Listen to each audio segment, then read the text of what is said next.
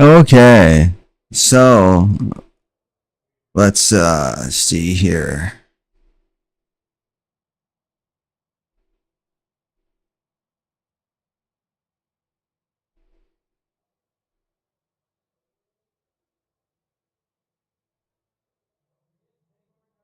Let's drop this down some, and there we go. We should be pretty good right about there.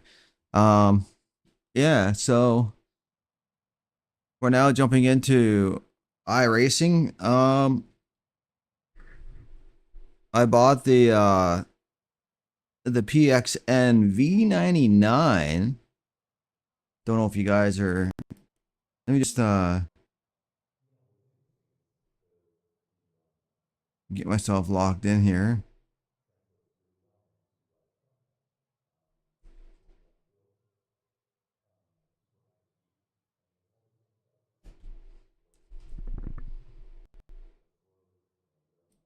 Let me just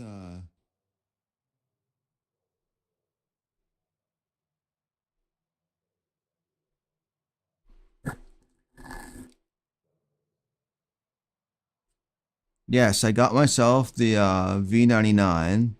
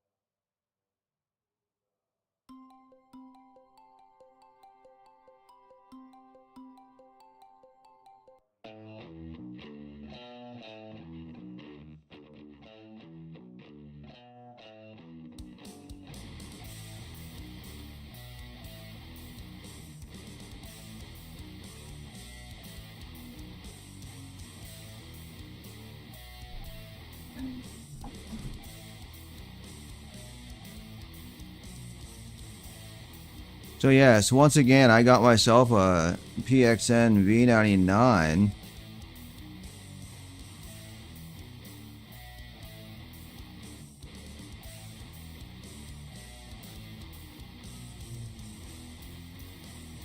And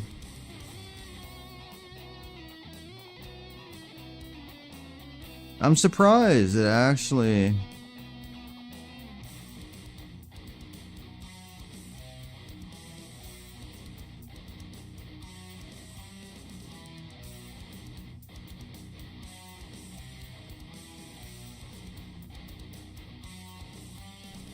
I'm very impressed with it so far.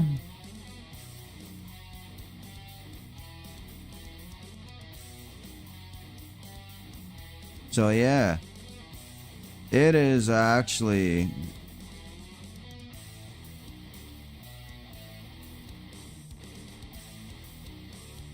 It's one hell of a freaking. I'm telling you, it's one hell of a wheel.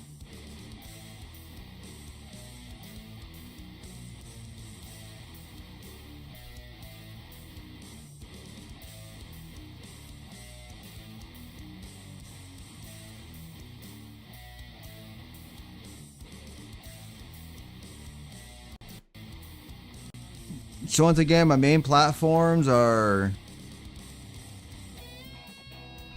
My main platform is Rumble. Second platform will be Kick. I do occasionally broadcast on. I do broadcast on Twitch. Captain Kid, check me out.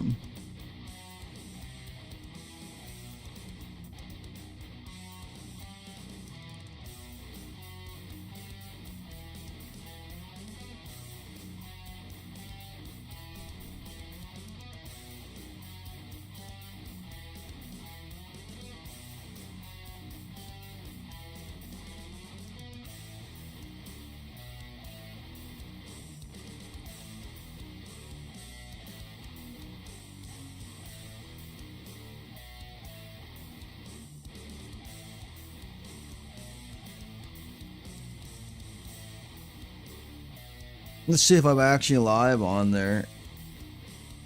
This should be live.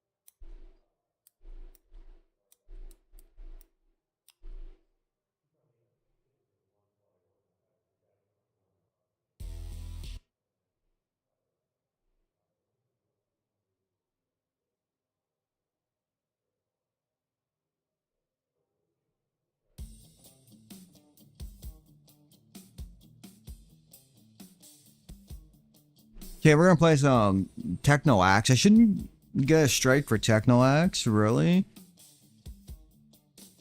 But you never know.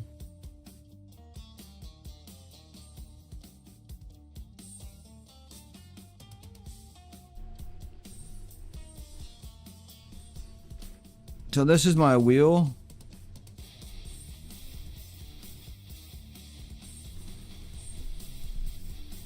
I always test it for like issues. So This is the V99.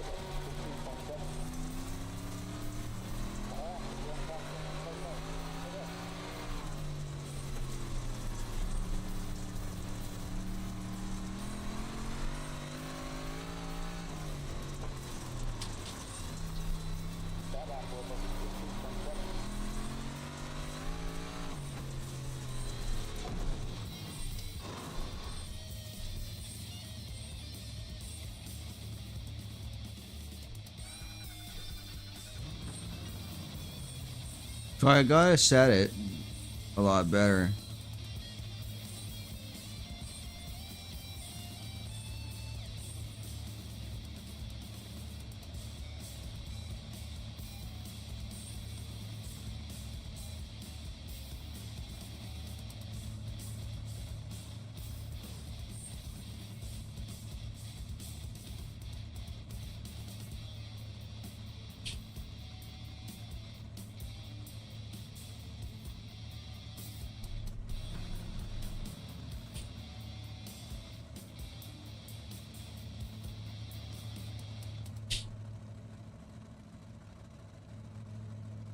There we go.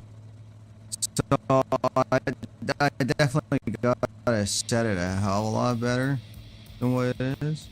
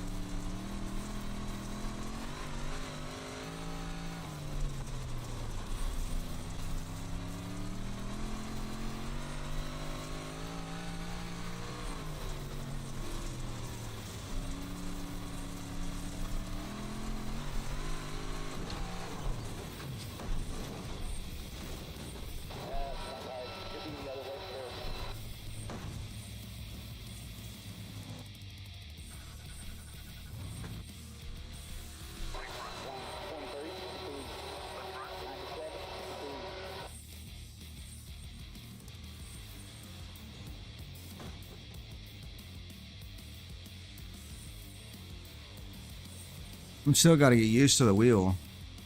You know, I'm still getting used to shit.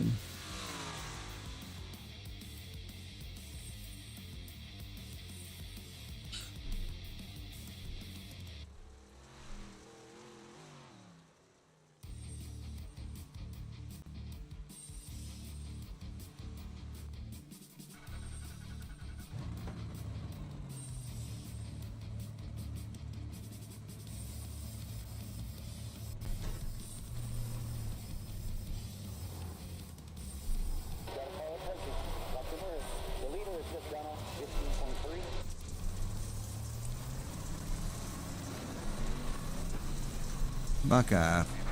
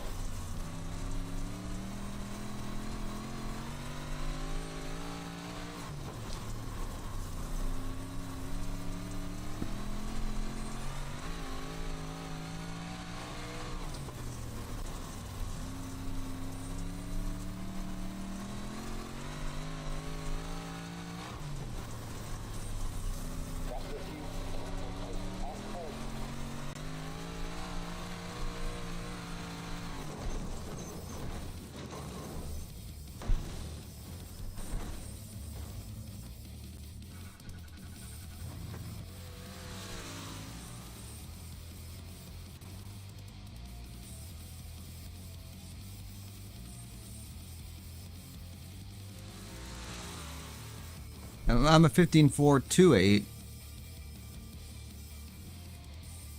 Oh, I gotta beat a 15. I gotta beat a 14.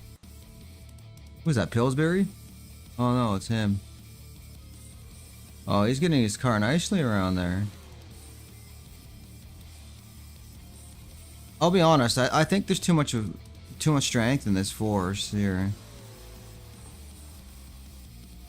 I want force, but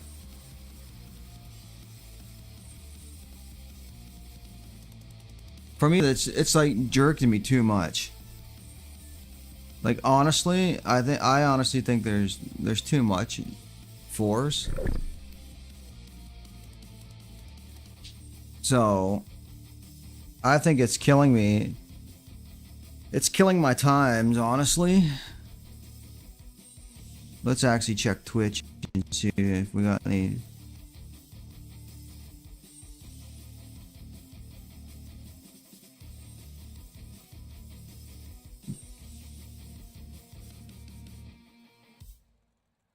An unknown user has followed me.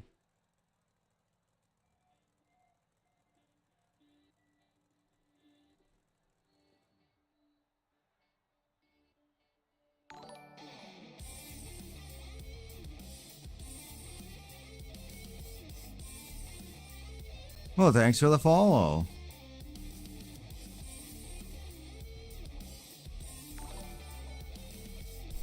Thanks for the follow.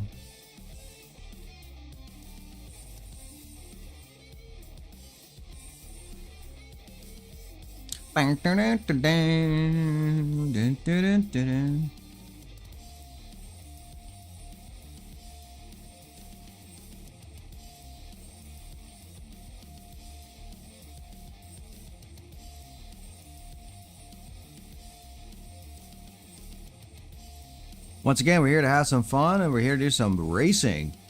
Um, I'm practicing here in the 358 mods. I got a Monday's open race, I think. So I got to get my settings right for Monday for the coast to coast. I'm pretty sure I'm squared up for the league. So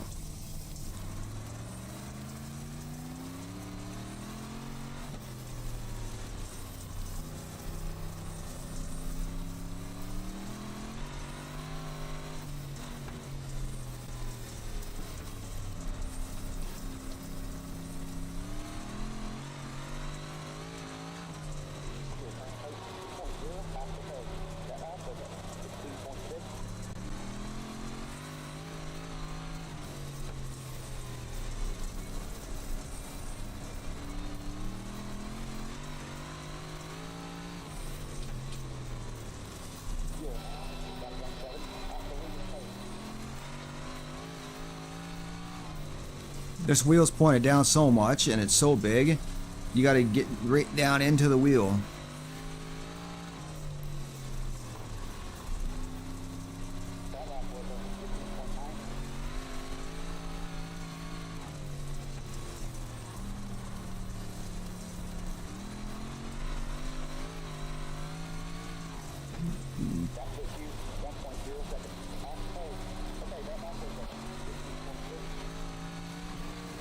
No, I don't want to do that.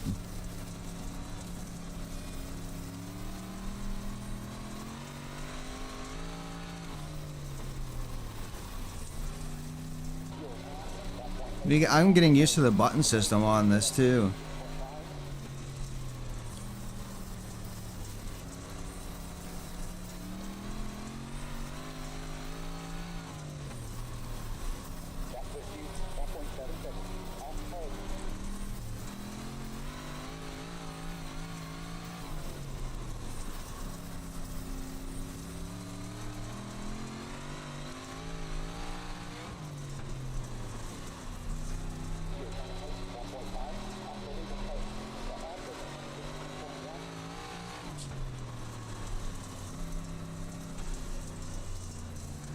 I would say bring bots for dirt.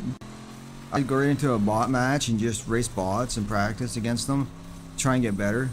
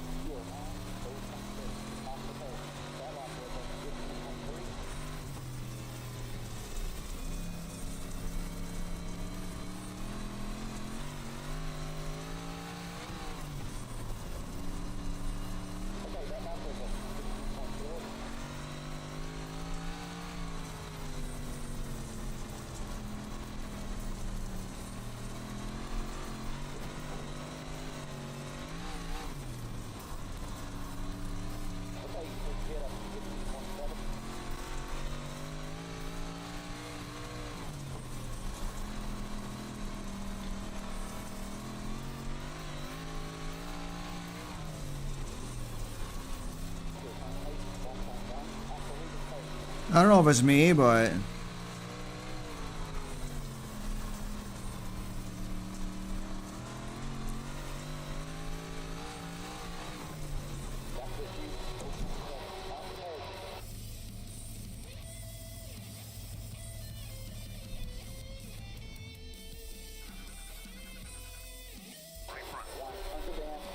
I don't know if it's me, but this wheel feels like it's more, I'm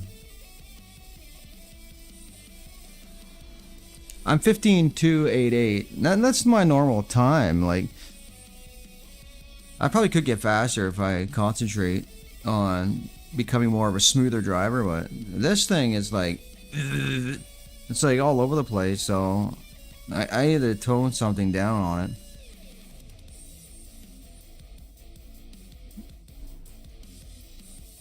It's just all over the place. Is it a nice wheel? Yes. Is it affordable? Fuck yeah.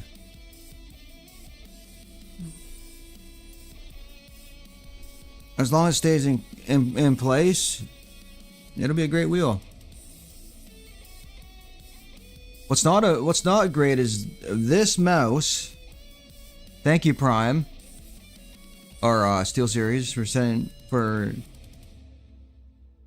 sending me a dud Prime Mini.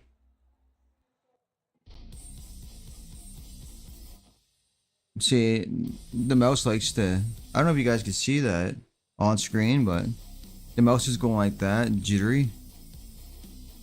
It's the sensor in the mouse. It was like that since I bought it. They said take screenshots of it, so I did. There's really no serial on the mouse. It's on the box. So, not really impressed with this mouse. This is one of those mice that I'm not impressed with. It just hasn't got the mustard for me. You know what I mean? Just hasn't really got the job done. Hasn't cut the mustard. Hasn't really done nothing that I fancied in the other Prime. I thought maybe going to a Prime Mini, it's gonna be lighter, just as good sensor. Everything's gonna be the same except it's just a lighter shell. Apparently, it is different. It's not the same.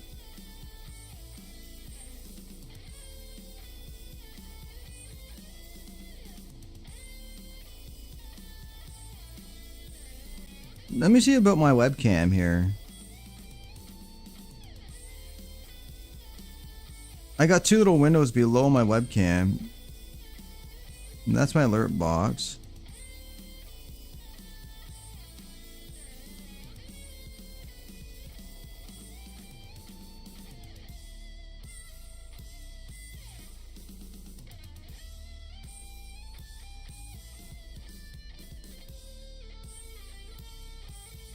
Okay, so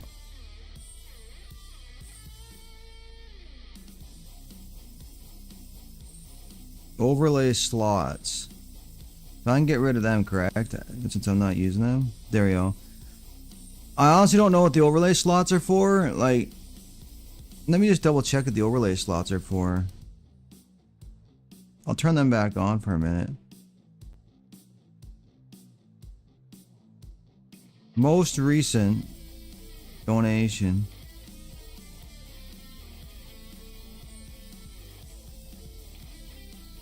Ah, okay.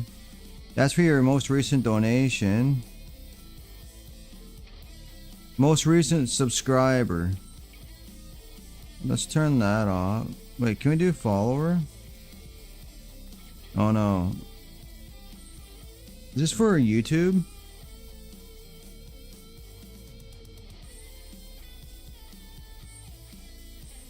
I think this is for YouTube. I am on YouTube, by the way, everybody. I would say check out Lions Auto Racing, but it doesn't want to broadcast to that channel. It's acting stupid.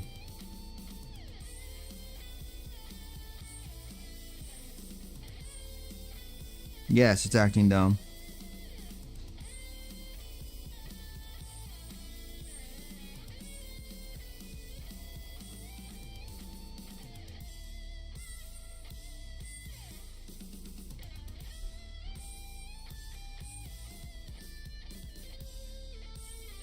Okay, let's practice some more with this wheel.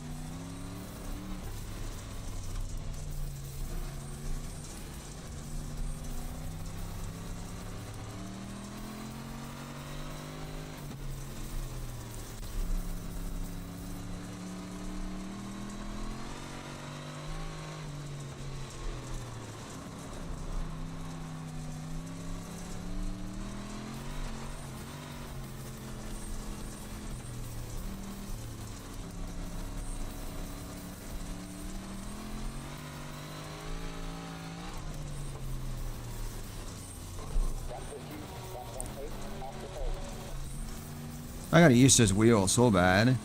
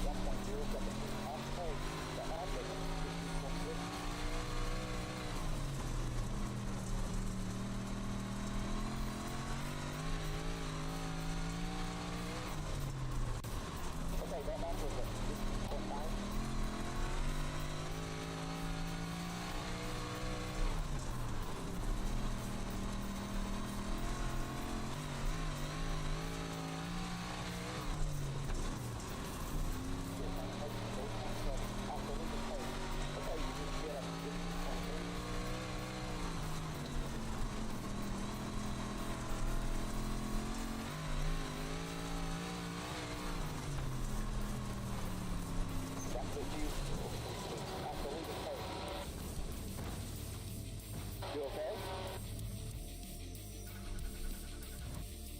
Right front. 92%.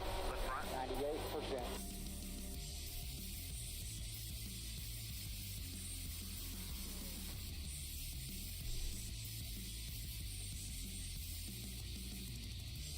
I'm still running at 15,288.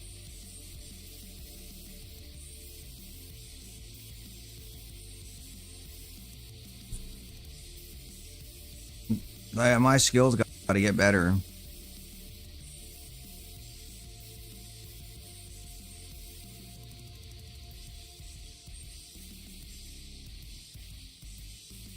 I think within time I'll get better.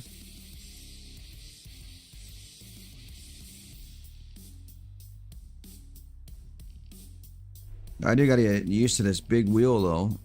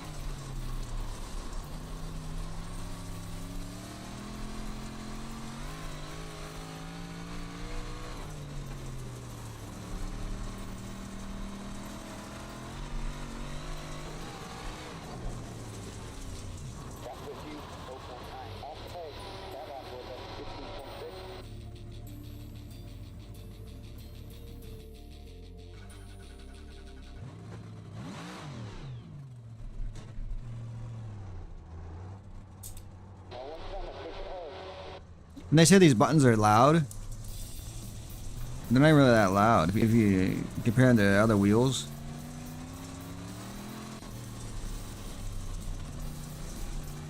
I mean, like, it's a solid construction. Like, yeah, there could be other things better about it, but you get compared to some of the other ones, like T150. I mean, the T150 I had, this is like fucking, the feedback on it is like fucking insane.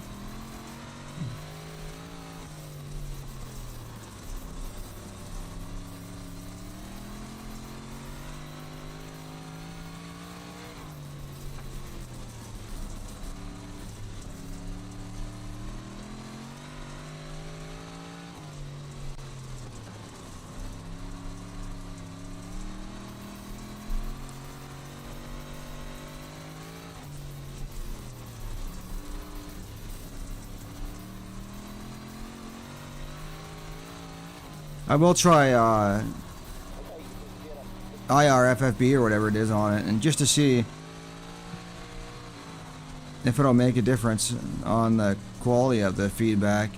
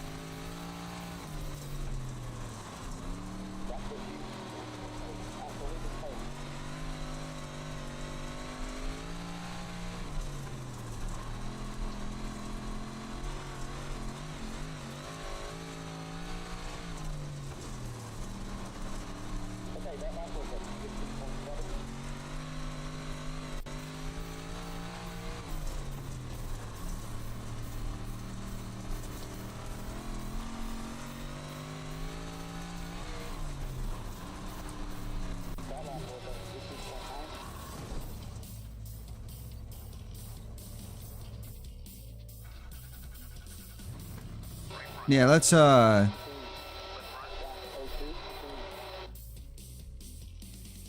check where I'm actually. I know I went faster. Yes, I did. A 15.246.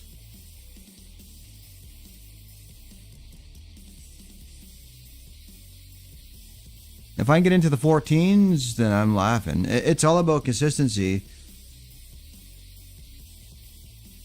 Now, once again, we're running the PXNV99, everybody.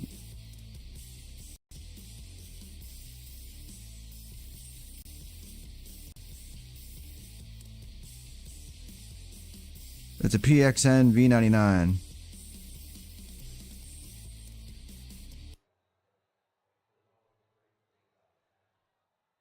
Okay, I don't know if it's my computer that's causing this to do that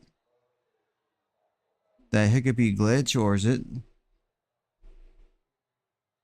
this software causing that to do the glitch. But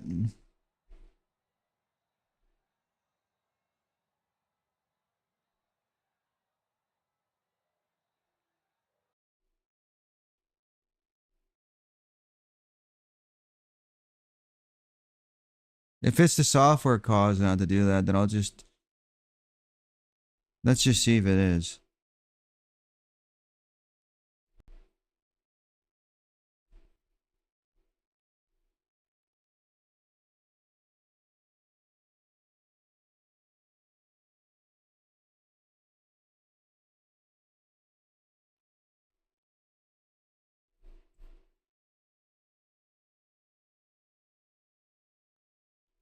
So I also need to go check my engine because my Prime Mini is detected.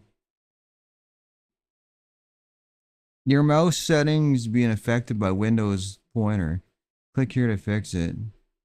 Fix these settings. You're telling me that the Windows pointer is the issue? Let me see.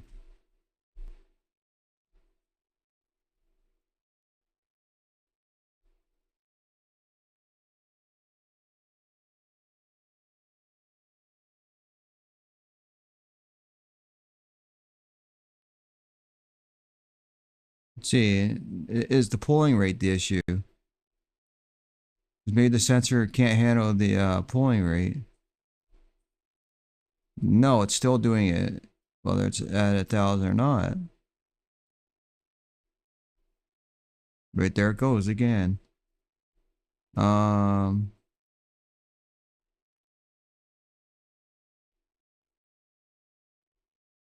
more prevalent when you start raising that up. I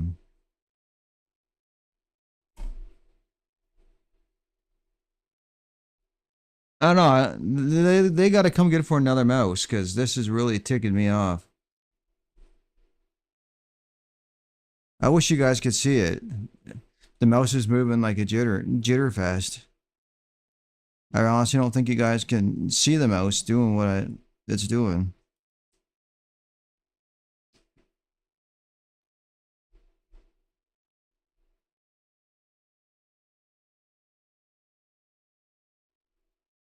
Steel Series, you done messed up on this mouse.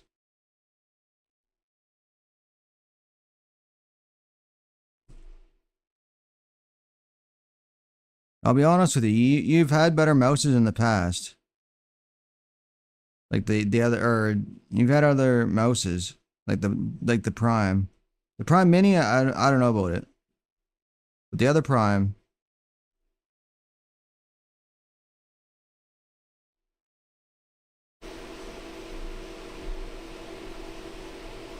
So microphone, let me just edit my microphone here.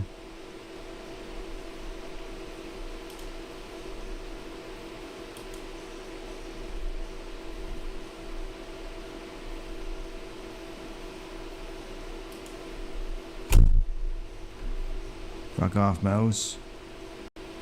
Pissing me off. Work. I'll beat you in a submission.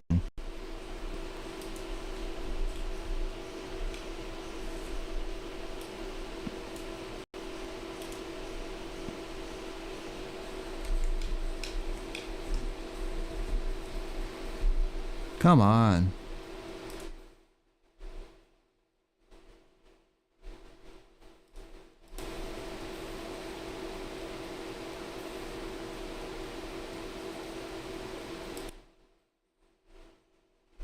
So that's done.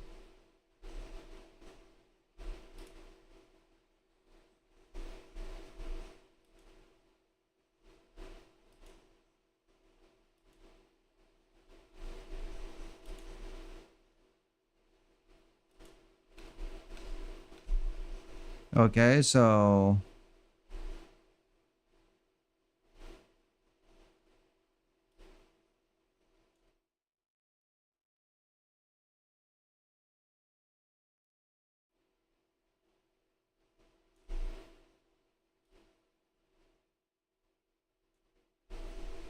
there you go, 7.0 on that. Actually, I think I'm just gonna do that at a. That's gonna stay at 3.0.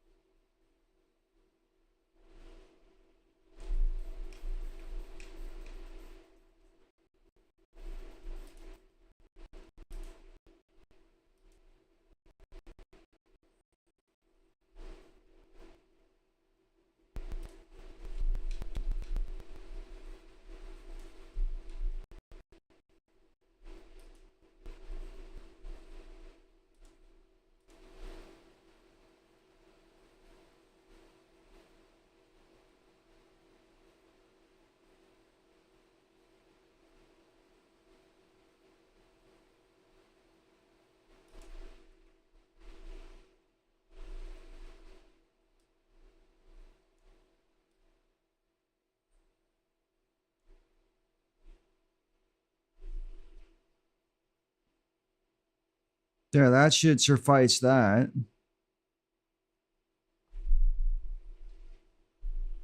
Huh, shit's still coming up over it.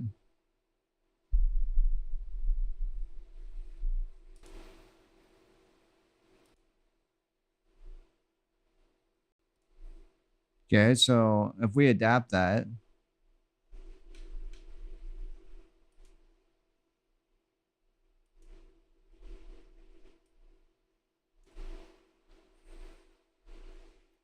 okay, so if I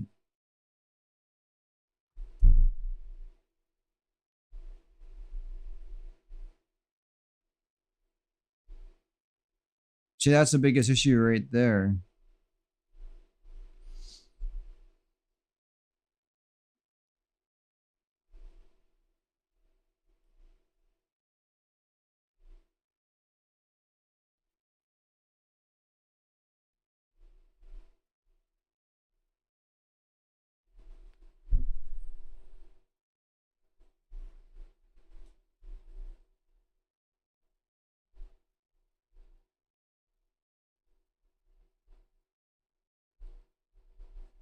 So if I stick this down way down there, it's still gonna come up. Even though I got these things on, it's still gonna come up.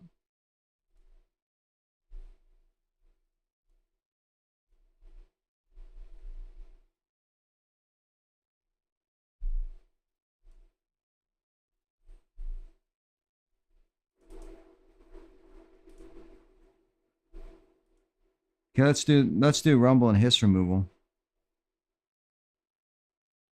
And it should get rid of a lot of the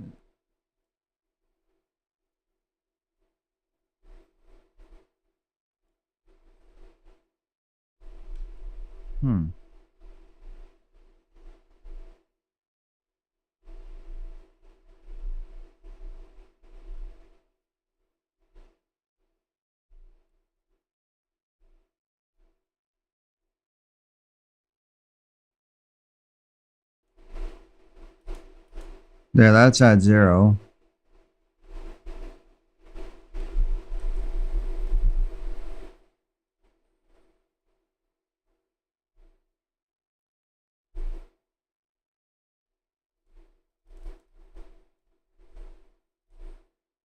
Okay, hang on. I'm gonna go to my. I'm gonna plug in a better mouse. This mouse is just not cutting it. Give me a second. Be back in a minute.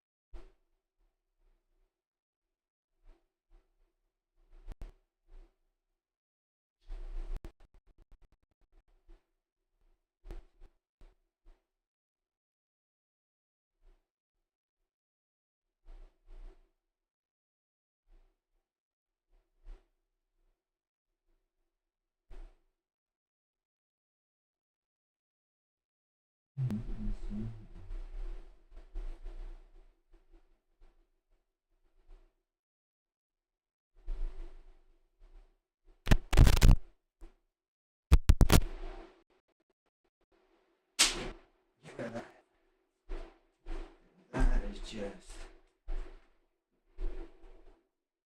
Could it be the fact that it's in? It could be the fact that it's in a different port. Let's just try a different port. It could be the fact that the port could be an issue.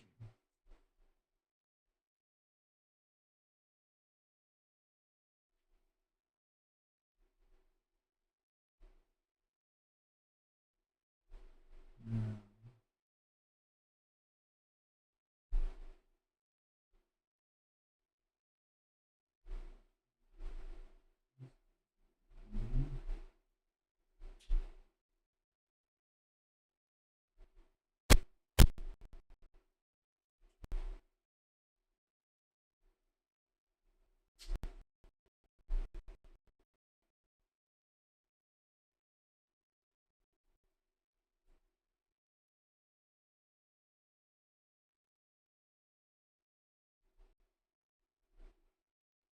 Try it there. It still is it. It's being replaced. That's all I'm gonna say about that.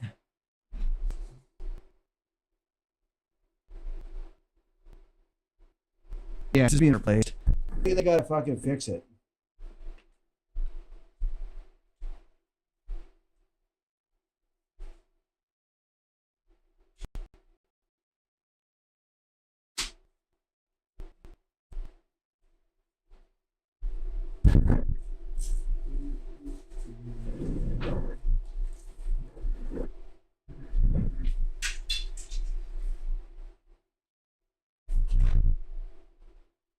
Brand new mouse right here.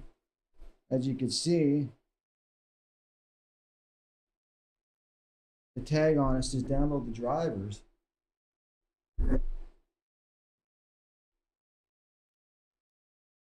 mouse is brand new. As you can see, brand new. It ain't worth a pinch of salt if it ain't working. So the keyboard's fine. That I got from that.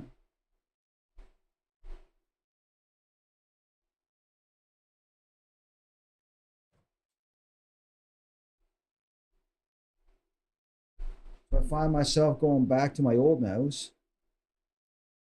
A bit heavier. Same style cable, everything.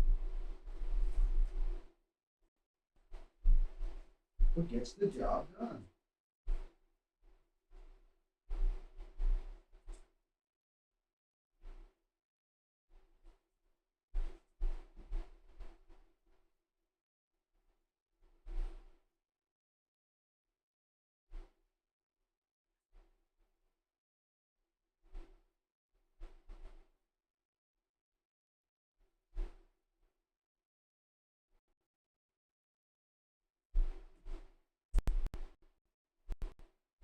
There we go. So now this should be professional moving. There we go. Once again, we are back in action with professional moving mouse. Professional grade mouse. Look at that. It's already worn in too. I don't gotta worry about that shit.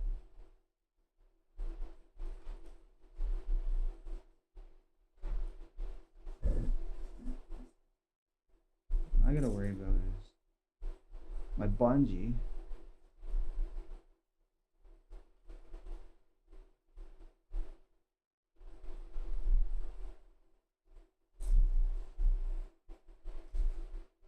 I really need to, if I'm going all Steel Series, I really need to get a Steel Series bungee. But Steel Series, you got to prove to me that you can actually, you got to really prove to me that you can actually make a mouse that's worthy of me being purchased, or most of worthy being purchased. Like, I mean, like, it's pretty sad. I gotta go back. I gotta go back to the mouse I previously had that I gave to my dad. I gotta take it back to use it, which just makes me look bad. No joke. It makes me look bad because I gave it to him because I upgraded. So it makes me look bad like I'm taking it back when I gave it to him. So Steel Series, fix your shit. And what's up with the serial number not being on the bottom of it, like the Prime Gaming mouse? There's a Steel Series Prime Gaming mouse. Then there's the one below was the Mini. The Mini has no serial number on it, just a fucking, what do you call that? A QR code. So if you don't have a cell phone or whatever, you can't scan the QR. Which is kind of lame. Definitely kind of lame. Yep. So if you don't have a cell phone, you definitely ain't scanning that bitch.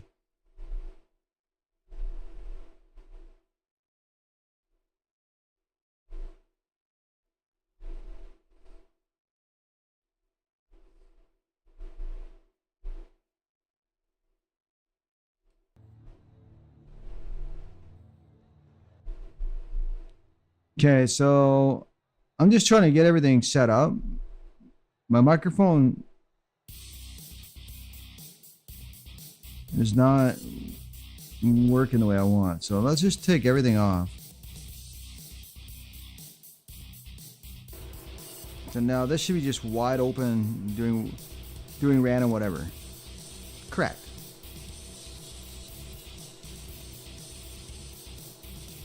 I turn that on, it should be a bit better.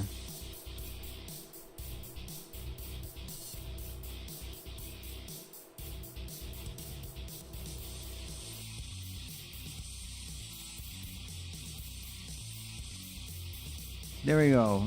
I added a noise gate.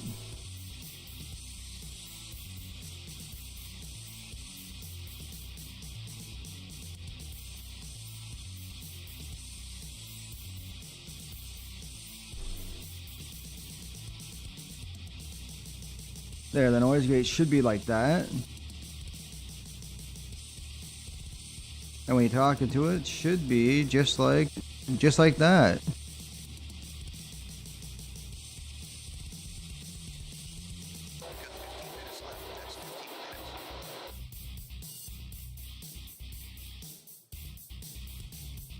So 15 minutes is left.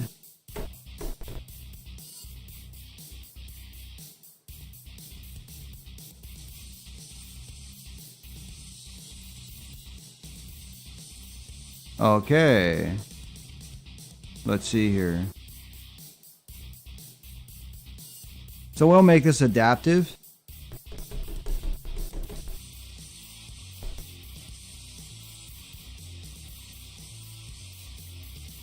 We'll put that at 0 and that at 0 and we'll see.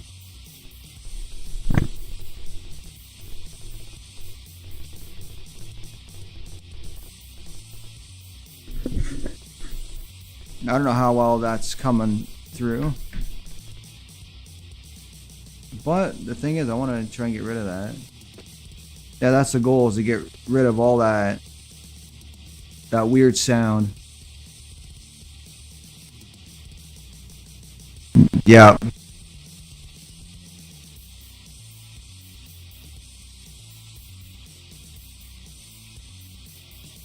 So now let's bring this down to right about there. See. So SDDR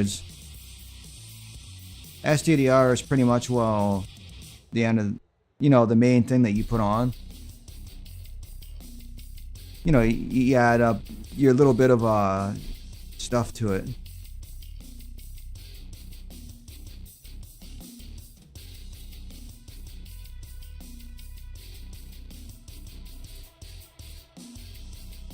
So this is going to be the second one that's going to be enabled. The second one that's enabled will be down to here.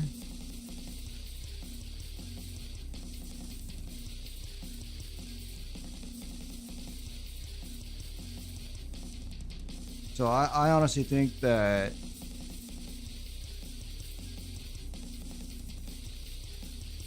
the final cut should be SDDR, because then you can just raise up the output to whatever you want. So testing 1 2 3, testing 1 2 3. There we go.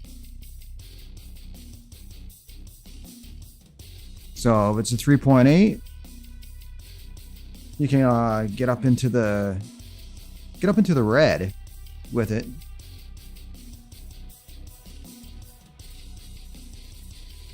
Or you can just go a 3.0.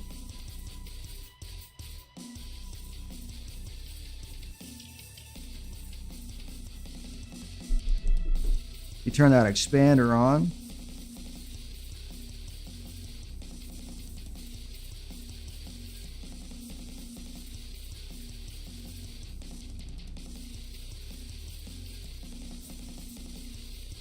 So the expander now is on. Which, I don't know why in the hell there's noise. There should be no noise coming from this whatsoever, but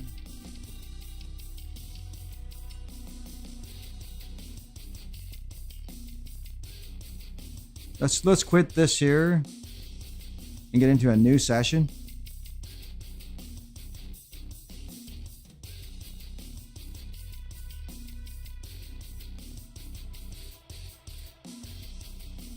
Testing. Yep. Should be pretty good. Yeah. And should be sounding pretty good. Yeah. I don't know the reasons for it to not sound good.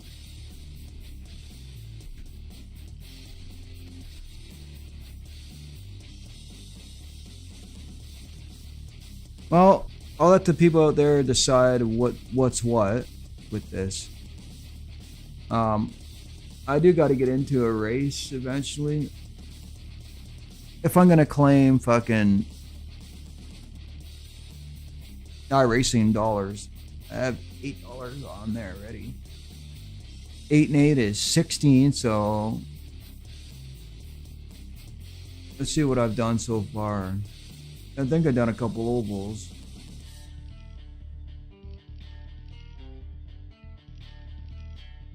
B through A, 1. NASCAR B series, I did 1 already. I did 1 D through C series weeks, 1. Excuse me. Dirt car through 58's 1. Dirt car limited late models, 1. Legend Series 1. SK Modified 1. Speaking of Legends, what are they on now? Official. Is anybody in the Legends?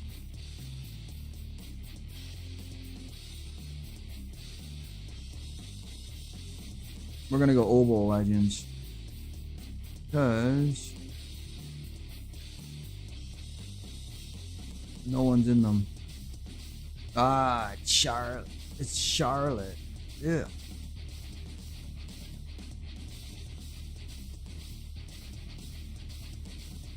Three minutes and no one's in that? Lame.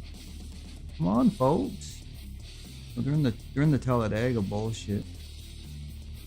Okay, what's going on in B?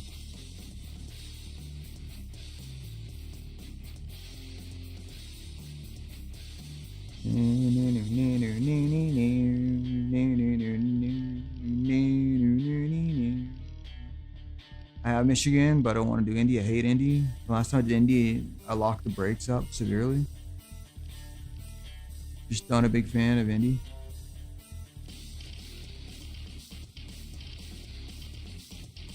If I'm gonna do anything in B class, it's gonna be Xfinity or whatever.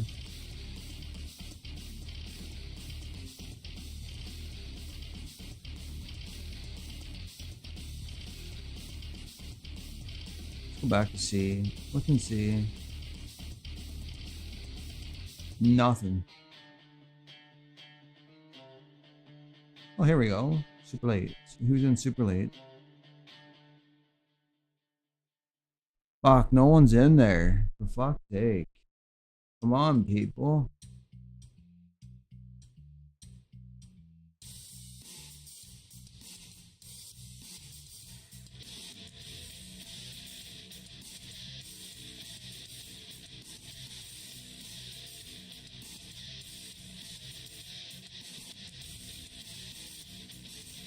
You know what? Fuck it. You know what? Fuck it. We're gonna do some fucking super lates on this channel.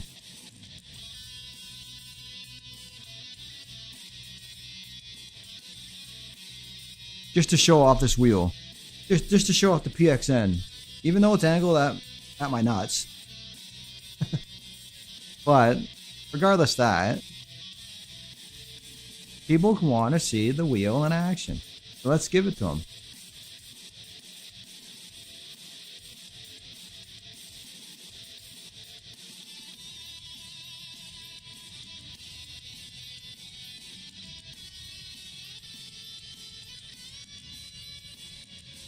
Even though it's a fixed set.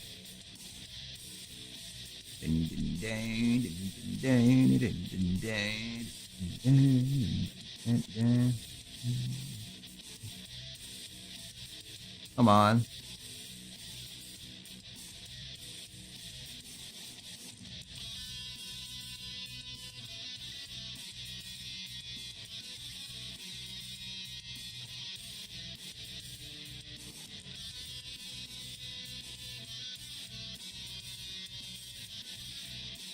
Look at everybody in the Marconi trucks.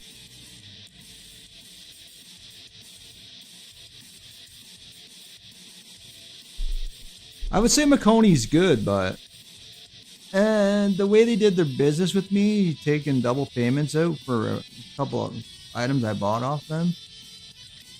You know, they double billed me for a couple items, which I don't promote that kind of business. And I could probably go back in my bank statements and show that they took out toys. But,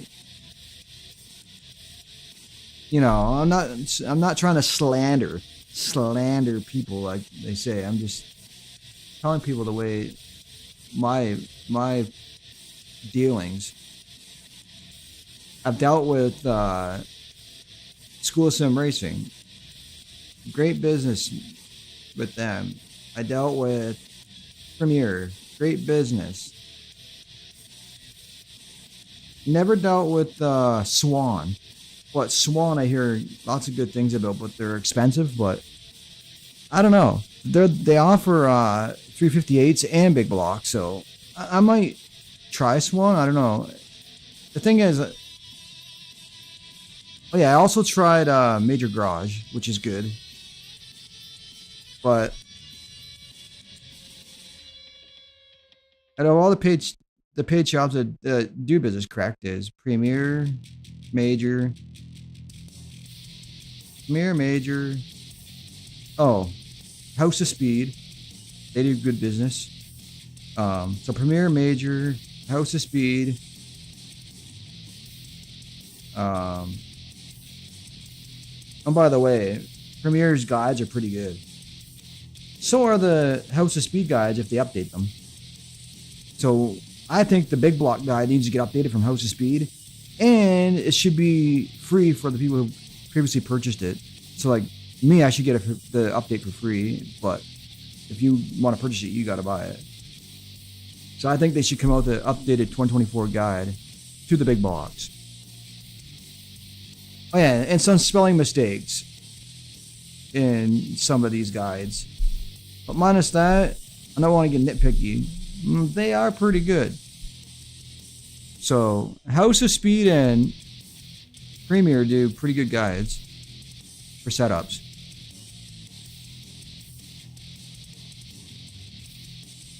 Now, a lot of these shops, they expect you to buy their setups and just race them. You know, and they make a few videos here and there how to tweak them. But they really don't tell you how to set the car 100%.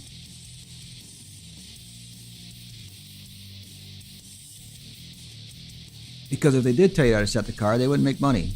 Because they make money off their sets. And your driving style is not my driving style. It's not his driving style. Your driving style might require some brake in the corner. Where my driving style is just let off the brake and let the car roll. Versus someone else's driving style might have more brake in the corner. Or might get faster in the corner. Might get deeper in the corner. So to buy sets, I don't know. I buy sets here and there just to see what they're like. What they're, if I can run them. You know what I mean? Like, really, the session's over already? It's not gonna bump me into the. Oh, here we go. It's qualify. Here we go.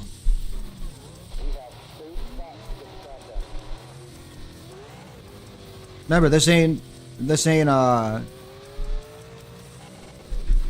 do you call that? Official. Whoa.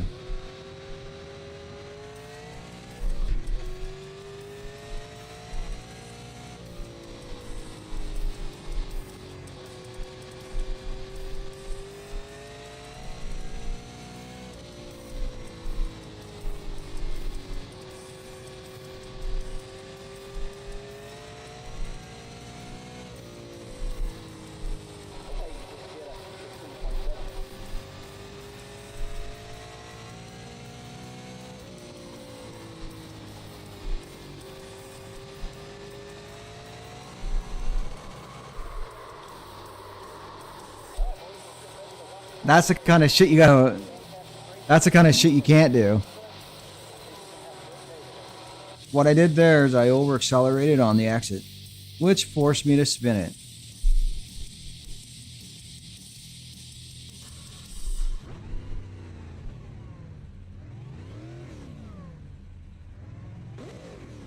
Why is my wheel not straight? Yet I calibrated this motherfucker.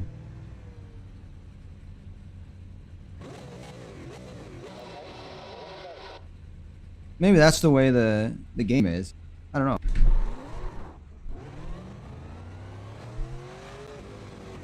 See the wheel, how it shakes back and forth? That's what my wheel does. It just shakes back and forth, left and right. Which is... It gets to the point where it's really aggressive. Smooth though, but aggressive. It feels like it's taken over the ability to drive.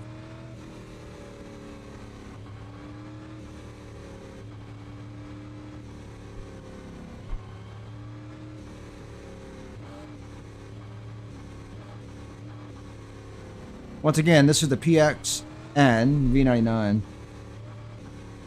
I gave the pedal set and the shifter to my brother, and I took the wheel. I'm running the Thrustmaster T3 PMs with the Thrustmaster TH8S. And people were actually asking, can you run those two together? And yes, you can. You got to get the adapter though for the pedal set.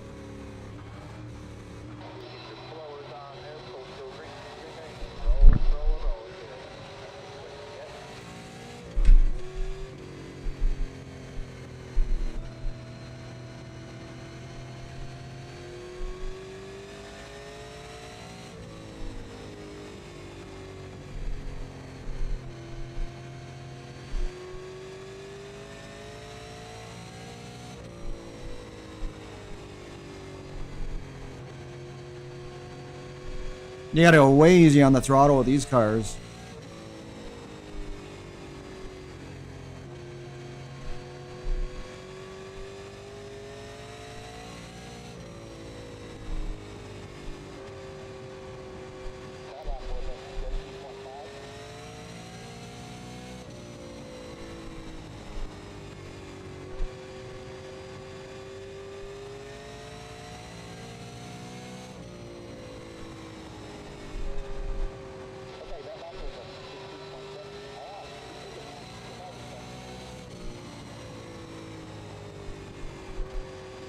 On YouTube, they had this year's snowball derby. Well, I was watching it. I think it was the qualifications on there.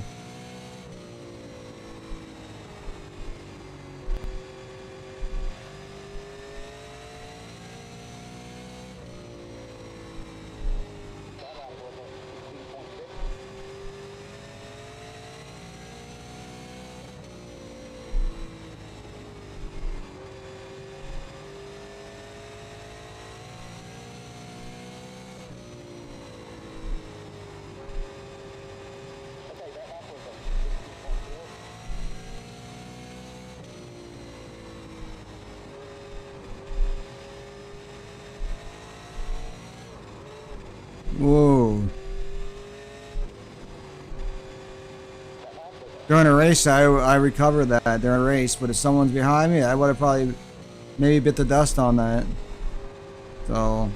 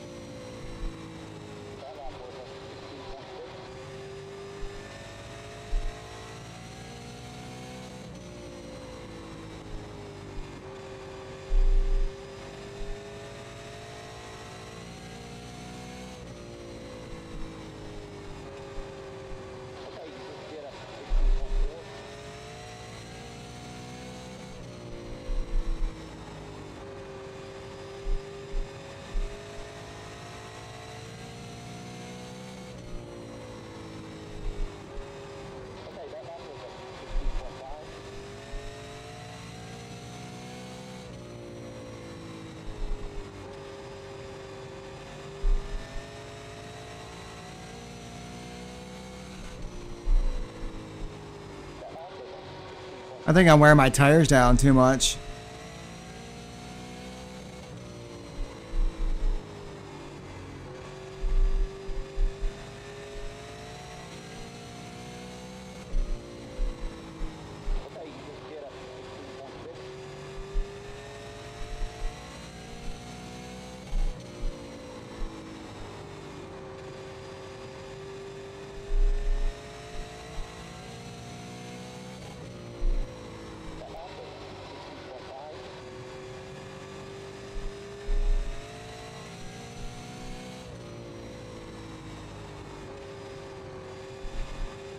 You want to be consistent when you're racing these things.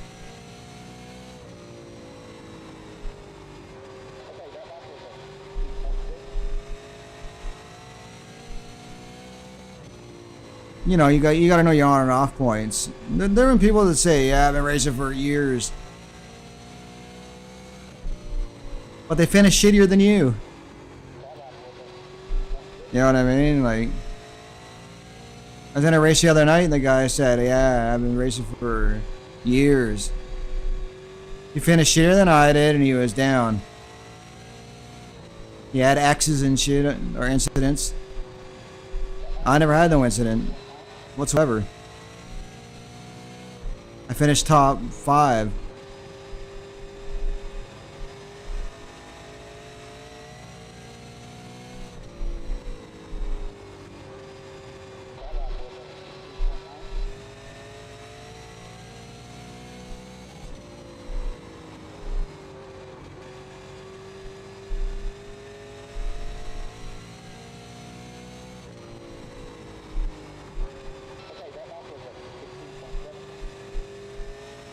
That pylon's my on point.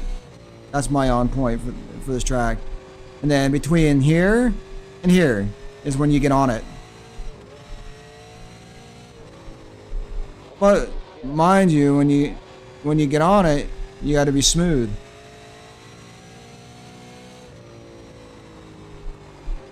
See, right about here is where you get back on it.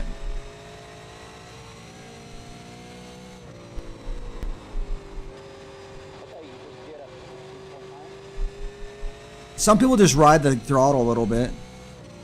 If you're not a braker, you ride the throttle a bit. Some people are breakers.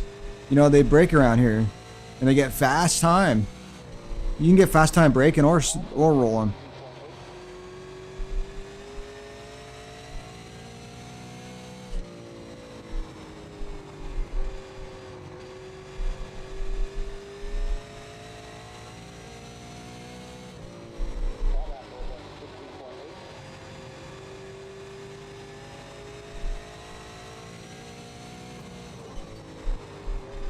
Oh, my bad.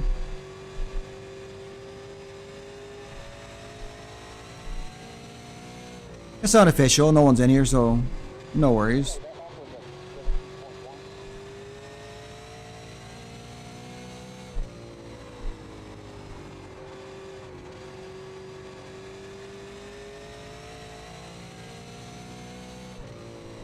Remember, I'm doing everything with a PXN wheel. People are saying they're the lowest wheel on the market.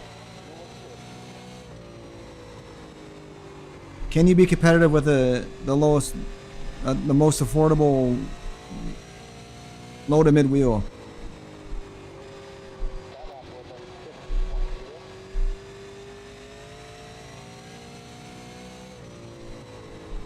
Well, we can look at my last 5 races. And you can see where I got. If I'm taking top 5s with this wheel, then you know I can be competitive. My last race, I got taken out. That's the biggest issue, getting taken out. But then again, I do it to myself because I go back out into the D class when I'm a C class or above.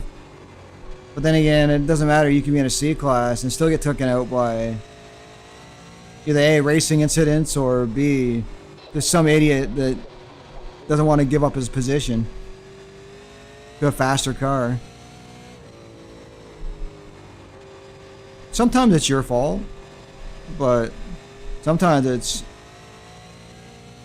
they don't want to give up their position to a car that's faster, and they blatantly take you out. You're suffering the consequence for that, because then you got the X on you for doing jack, which I think they should switch the system up. I think that the guy insinuated the wreck, he should get the X.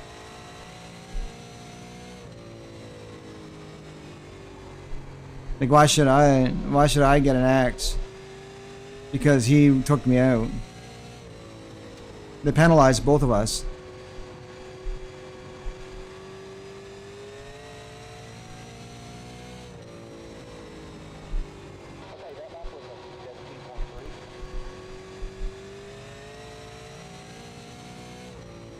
It's whoever hits the guy first should get the axe. A lot of stuff would be switched if that was the case.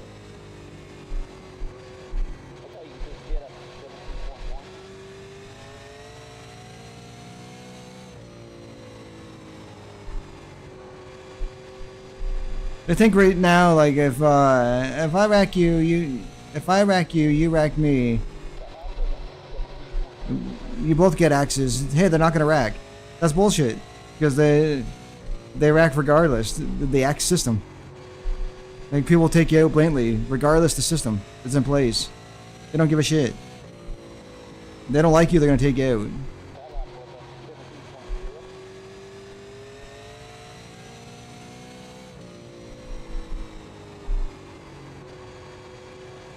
out. I watch another broadcaster. I watch Big Z, and people get into him all the time when he races on the road.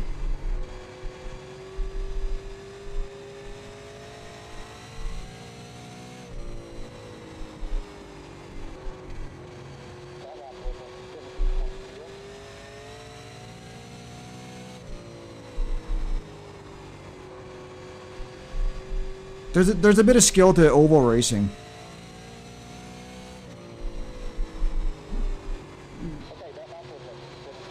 For one, you gotta know what the car is doing.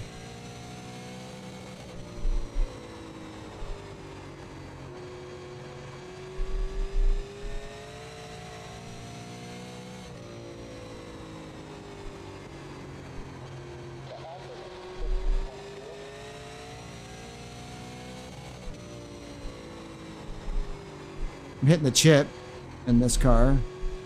They call it the chip.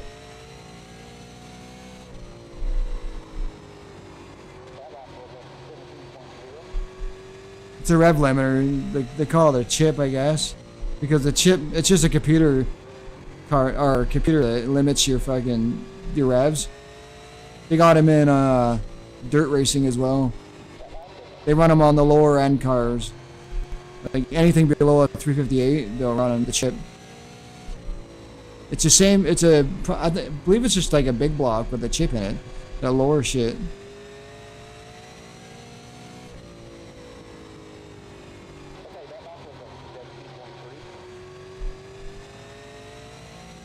I think Daryl Mitchell Racing shows that off. Go have a look at his YouTube channel. He describes what sportsmen and the difference between a sportsman, I think, in 358.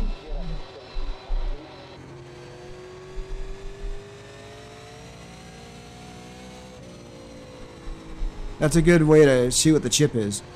It's like a computer system they stick on just behind the engine, like the firewall area there.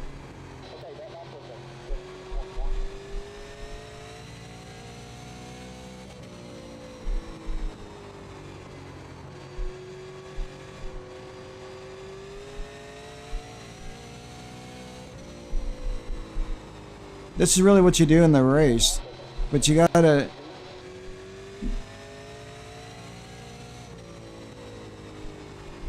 As the race gets drawn in, your tires get worn in. A race wouldn't be this easy though, because you gotta watch out for racks and stuff.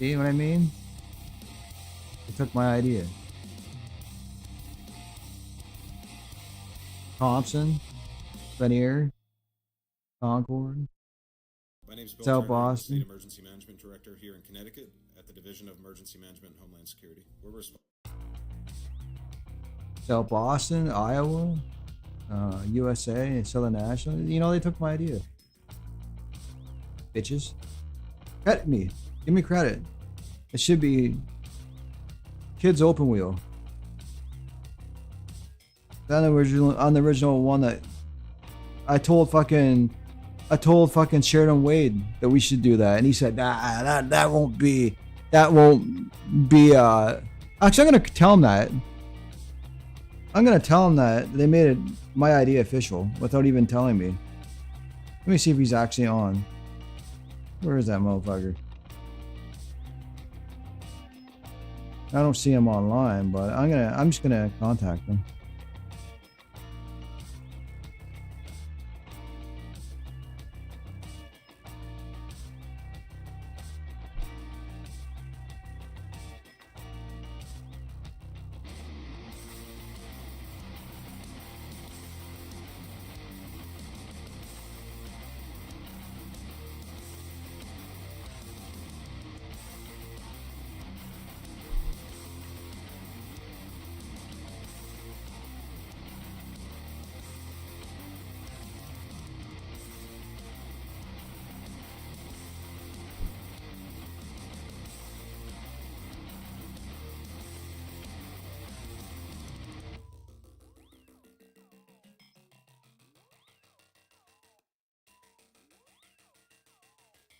I told him, I said, Junior Open is my idea before Junior was existing in this shit. And that's actually facts. I told Sheridan Wade well before motherfucking Juniors existed that we should do that. Oh no. Oh no. I only do the big indies. That's what he said to me. I only do the big indies. The IR-18, whatever. And I said, you know they're going to make that official, right? Nah, that'll never be a thing. Well, it's a thing. It's a motherfucking thing. And they actually came out with a car. I don't know what car they're running for. They're running the Indy Pro 200.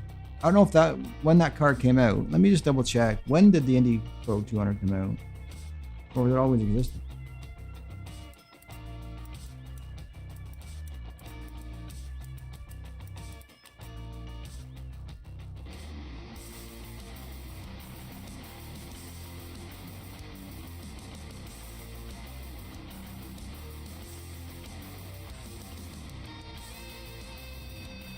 When did this come out?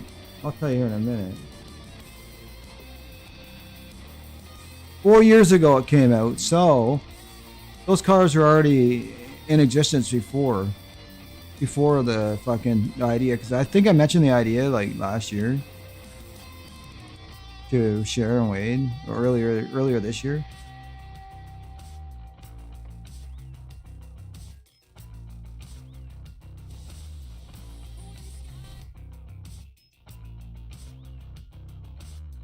Technically, I am smart. I am smart. SMART.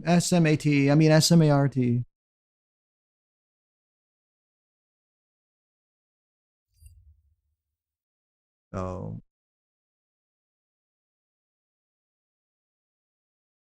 I don't know why everything I say comes to pass. What's next on the list?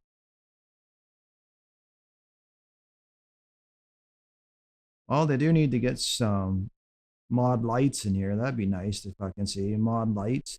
Come on, Iracing, get some mod lights in here. Something like a instead of having just micros, have some mod lights. Something where we can start off with small blocks. Well, you get a gist of them at a rookie stage. You know how you do that? You put in mod lights. Mod lights are basically a mini fucking small block. The problem is they don't got a small block up. to compete. What I'm saying is they don't got a micro small block, or sorry, a midget small block. They got a small block's like pretty much well a micro. It's got a fucking street bike engine in it, or whatever. It's like a small block with the street bike engine in it, downscale. And that's your fucking mod light. What they need to do is they need to come out with a midget mod or whatever. So it's now a 4-cylinder, not a fucking. It's not a small block. It's not a big block. It's not a fucking micro. It's a motherfucking 4-cylinder, like a Toyota style. Like they're running the fucking midgets. So what they need to do is they need to come out with a midget mod, whatever the fuck they want to call it. Drop a fucking 4-cylinder inside that, but bam, there you go. You got yourself a modified with a fucking 4-cylinder in it. Bam, race that son of a bitch around the track, and there you call it a day. Well, I really don't think that in this day and age, this era, we're going to see anything new in the racing scene or anything take off that's new.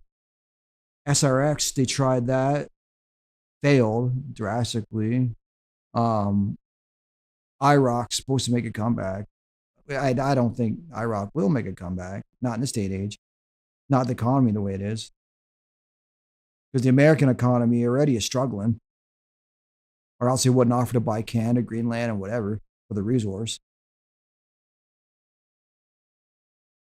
So I really don't think anything else is going to come along anytime soon. It's going to be the same stuff for a while. It's just that shit might get cheaper. You know what I'm saying? More affordable on the lower end, lower to mid. Other than that, I don't think nothing new is going to come out because of the price wise to build it new. Like they come out with a new idea.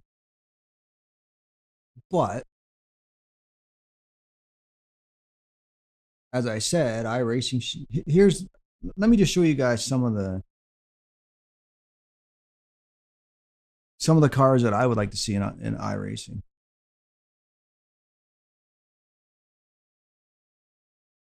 Can I bring it in?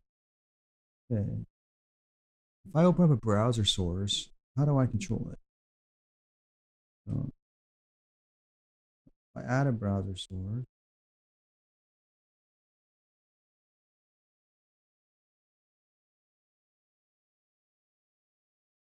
so I want to interact with it. No, I can't interact with it. Lame. If I can't interact with you, then bye-bye.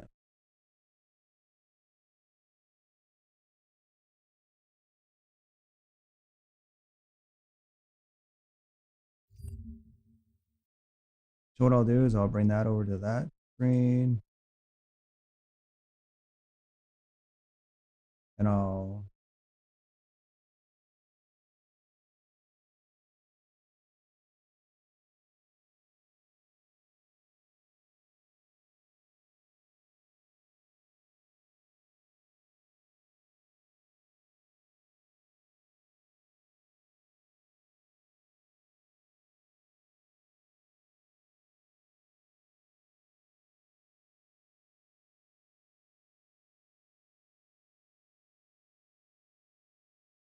display capture, add.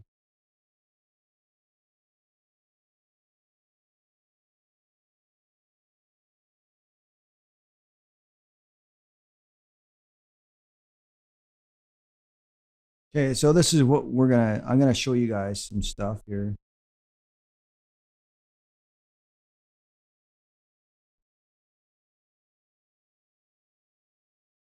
Okay, mod lights. What I think should be added to iRacing in the near future. Okay. And by the way, this cursor on my other mouse, it's glitching. It's jittery. So let's go look. Mod lights. So let's have a look at mod lights. I believe they run them in Canada and America. Some parts of Canada, they run them in America. Which I think they'd be a great rookie class to get into.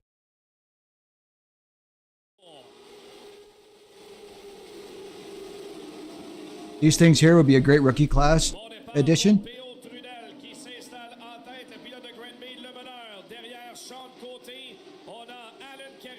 See what I mean? Come on, tell me, am I wrong? It'd be a great addition to rookie class to get into, you know, modifieds. They're center steer. They're low powered, like the micros. Come on, rookie class right there.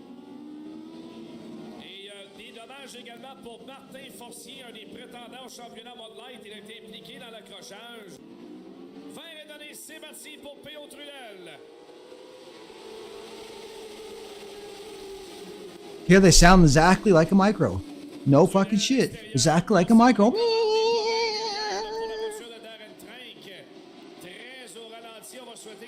They exactly fit right in. Just listen to them closely.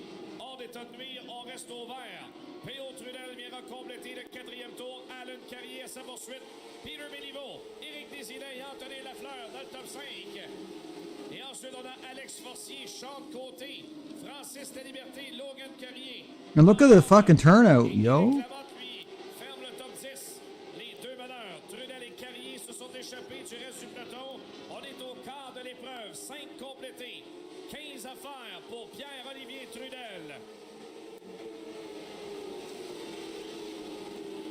They can do the exact same. They can do the exact same thing for fucking like they did to the Outlaws, except bring this down into the D class. So you have rookies for the slower ones, and then D for the fast ones. And then once you advance after D, you go into the 358s. Because they don't have it. They don't have a fucking a 4-cylinder modified, like on a big scale. If they did, then that could replace the 358 in the C or the C class. Could replace the. It could go. If they had a 4-cylinder one of these, bigger scaled a little bit, 4-cylinder.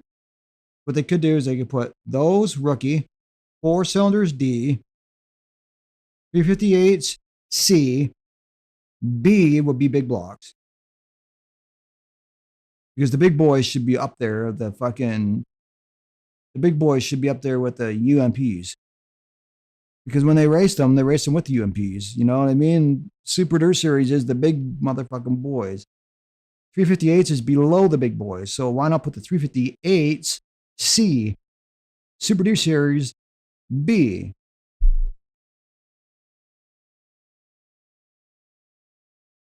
And come out with a fucking 4-cylinder D. And this for the motherfucking rookie. Good idea. Good motherfucking idea for Iracing. Am I right? People tell me I'm wrong. I think that's what should happen, but I don't know if that's going to happen or not.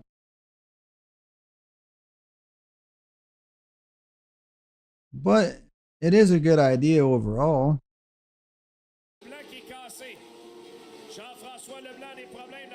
I know people in real life who race these things.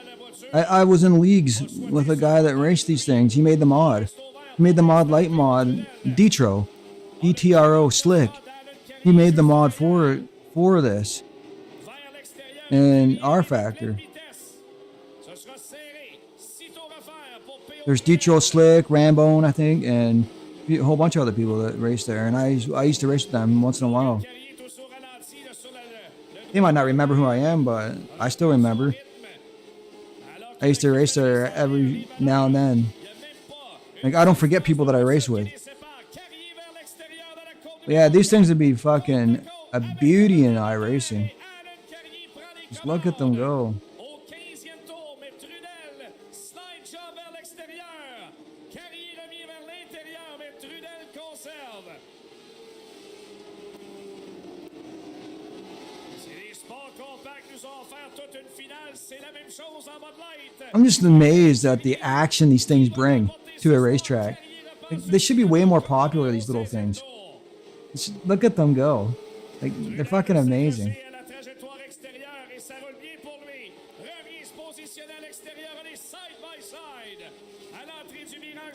They make great for fucking an online race league, though. No joke. Can you imagine having these in a race league? A dirt race league?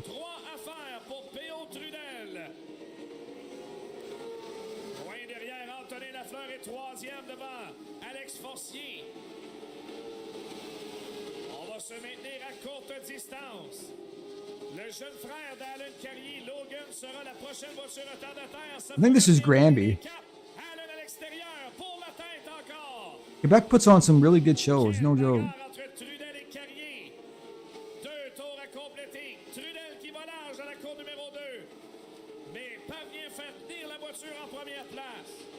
Lafleur is third.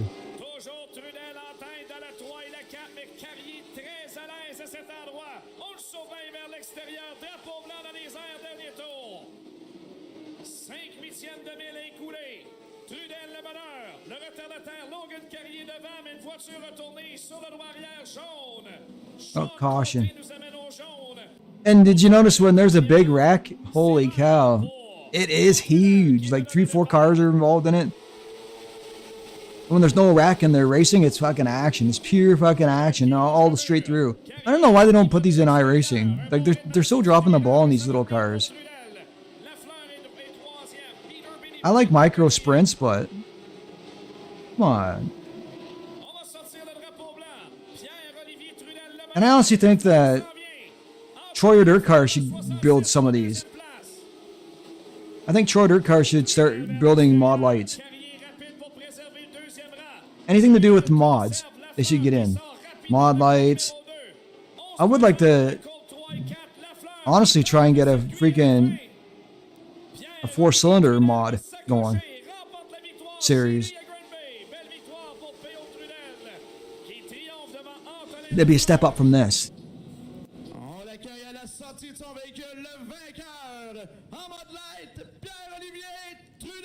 What are those, the 358s over there?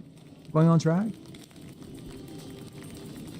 Canada! Yeah, Canada! Woo. Oh yeah, and by the way, iRacing, get some Canadian fucking tracks in there.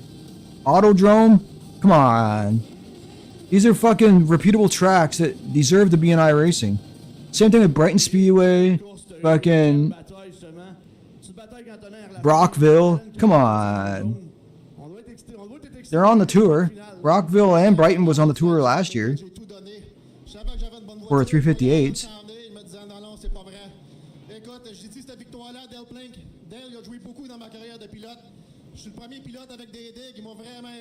There's actually a few tracks out there in Quebec they should get for iRacing.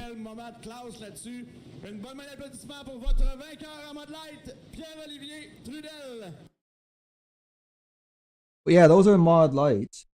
That's one thing that should be in iRacing. What else?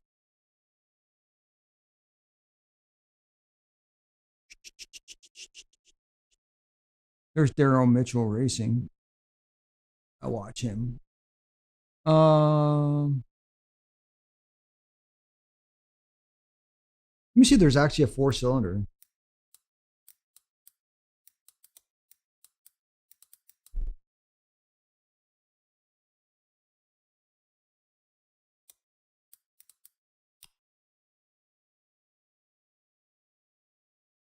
There is a 4-cylinder modified, maybe? I don't know. Antique mini stock. No. Usually 4 cylinders are just mini stocks.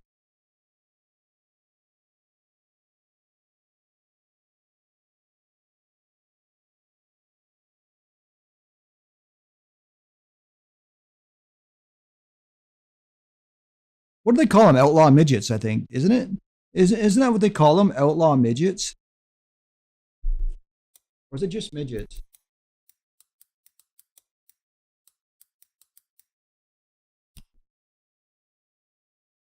Extreme Outlaw midgets, yeah.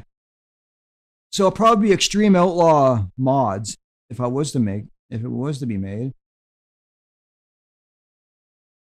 Then again, I can't take the name because they already have it. Hi creatives! I created this kid's storybook to earn just Then again, it's just midgets.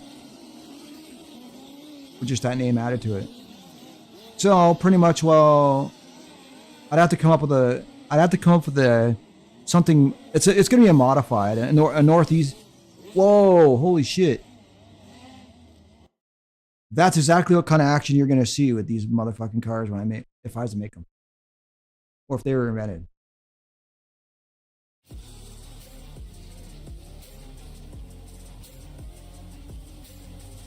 They're light. It is time to get dirty with the extreme. I don't know if I'd put maybe a Toyota engine, yeah. A Toyota engine, maybe. I'd make it optional. Toyota's the big game right now. For I think they're 4 cylinders they're in these. Cale Drake, your leader. Zach Dom to second. Trevor Klein, Ashton Torgerson, Cannon McIntosh. That is your top 5. Cale Drake, Zach Dom still 1 and 2 as Cannon McIntosh. Nice move coming off turn number 2. Torgerson trying to get back to the inside, but the shark is there. Carter Sarp. Maybe a little contact coming out turn 4. Hard to say, but that's how we race here at Millbridge. So McIntosh gets by. Ashton Torgerson, Carter Sarf in the 21K gets by. There goes Sam Johnson. Meanwhile, there goes Cannon Mac. I guess I just gotta one day build the first one and then go from there. Big slider for Mac as he gets by Klein. So Cannon McIntosh moves into 3rd. Carter Sarp tries. The thing is, you can build your first one and all that shit. Show it off. People might like it. They might buy it, but you got to create a league for them to race in. So like these cars are successful because they got Extreme Outlaw. See, and then the Super Dirt Series, and there's the fucking 358 dirt cars. They're tied to something. But if I was to create, a modified, Northeast modified like this,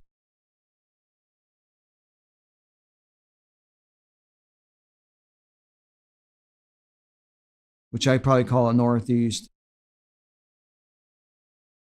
midget mod, any midget mod or whatever, probably call a Northeast midget mod or something like that. Midget defining that it's midget defining it's like it's for adults, right? So the step down would be like micro. Yeah, you're sort of cutting. Micro is sort of cutting kids / adults. Micro, it's like for kids / adults. But when you come up in the midgets, it's more adults, teenagers to adults. Like 18 would be like the lowest possibly to drive these things. And then anywhere under 18 would probably fit in that micro category. Like, but I imagine you could probably put like a 30-year-old, 40-year-old in a micro, but you probably want to jump up to the midgets, possibly, and run these things if you're that good. But then again, midgets are defining like adult range. Pretty much. What I would do with these here, like I said, I'd make a mod light this size with this engine in it, and then run that around and probably have a midget mod or some shit like that.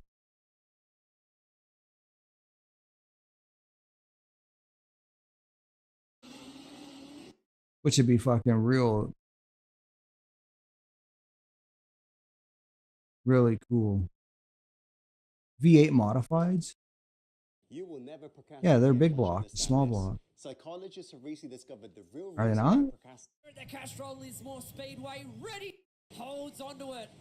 They're actually Northeast modifieds. Position number 4 on the outside of Technically, they'd be Rose. Northeast midget Robertson mods. into position number 2, as we see a yellow light for Jack Pizzuti in the Ballon That's what it would be. Trucks Cosmac Northeast 25. midget mods. Yellow light. If I was gonna create it. Tail Corbin. We'll watch someone take my idea. Or it's already Wow. been done. Without me knowing. And the roar is on, and the race is on. Which would be great for D class in iRacing, or C class in iRacing. Which puts the inside line. Dale Corbett, 47. so it would go The inside line as well. for iRacing if they added the mod lights, it would go mod lights, midget mods. No, it would go mod lights, lower powered. I guess you could say mod lights high powered, open. And then you go C midget, Northeast midget mods. B 358s. C no B or A. Wait. They go rookie mod light. D class. Well, you could probably put the mod light more powerful there. That'd be in the D with open set. That's D. C would probably be midget, Northeast midget mods. D or ABC. The C would be Northeast midget mods. Open at that point. Because you're learning open early on. B is going to be your 358s, your small blocks. Now you're starting to get into the heavy duty. And you can make them open and fixed. Yeah. And then A would be your Super Dirt Series. Exactly what it should fucking be. A. Because it's a big block 410, top of the cream of the crop. It's where it should be, and it should be on par because they fucking raced the big blocks on the same night they raced the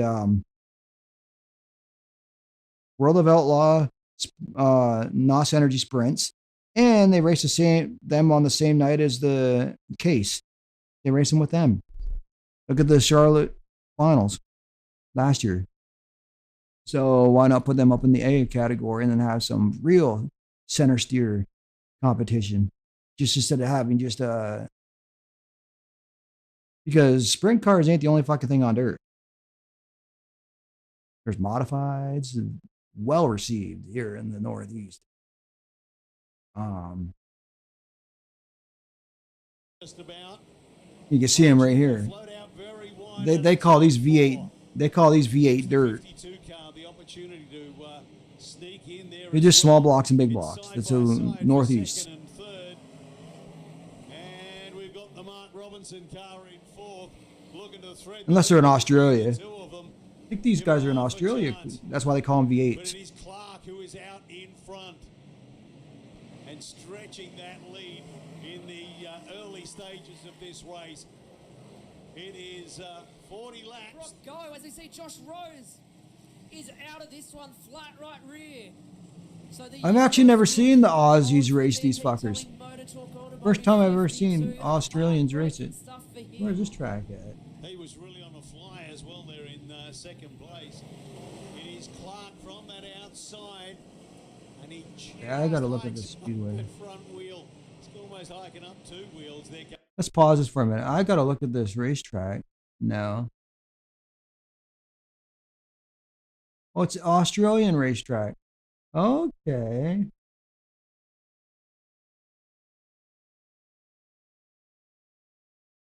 Oh, these fuckers do everything in Australia. Cool.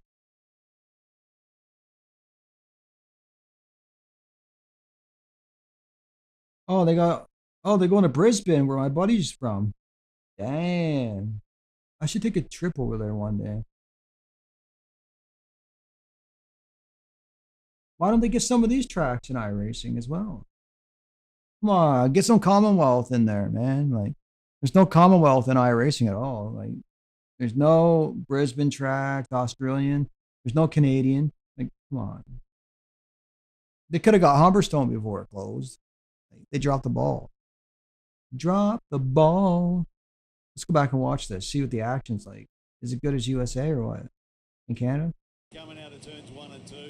Ooh, that guy hit the wall. He just picked that perfect line. Well, these guys can race pretty good. And here comes the number 47 of Dale Corbett, along with the 85 car. They're chasing Clark. I wonder if there's any Troyer dirt cars in this. 5 car. Oh. Armstrong. So Armstrong, Corbett, and Robinson. Oh, man, that guy recovered pretty good. Holy shit. What a recovery. Yeah, the 76 Neil of Kyle Armstrong full. Oh, These guys can race, man. David Clark. Armstrong in there. Oh, big, ugly push through the middle that allows Robinson through. Dale Corbett still on the inside. 3 wide into 3 and 4. Oh, come off it, Lismore.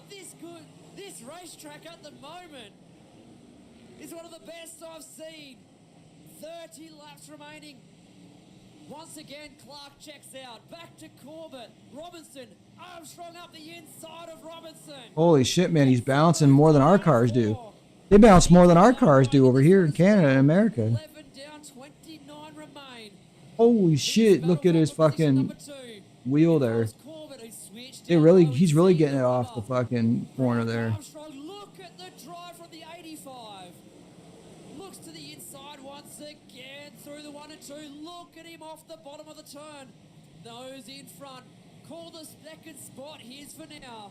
Dale Corbett looks to. I've seen some of our drivers here No answer. in North America get their wheels off the ground like that, but whoa. Further back, Quirk goes around. The field avoid him somehow. Mitch ran.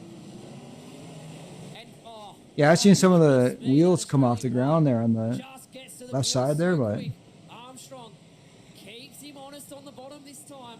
the wheels coming off the ground here is like, Side by side. man, they got their cars set. Like, Down there in the rubber that they want to play. It is great stuff. And I've just watched them come out of turn 4. To shift his line, that's a battle on your screen now. just watch the cars how they slide into the corner. Two wide So forward. like that's a perfect fucking turn.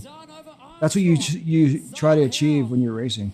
Even in iRacing, you try to achieve that perfect slide in the corner. Just amazing racing. And If you can achieve that every time, you're fucking pro. Like, you're gonna do well. that slower traffic.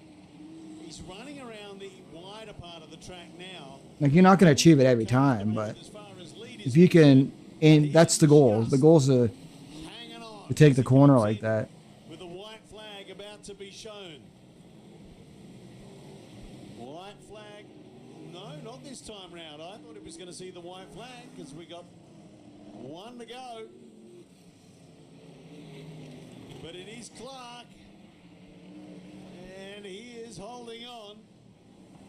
Now we've got The white flag's no up laps now. to go, but we've got the white flag out. You race to the checkered. It don't matter. And he is racing. Oh, all the Bicknell. way. They got Bicknell over there in Australia.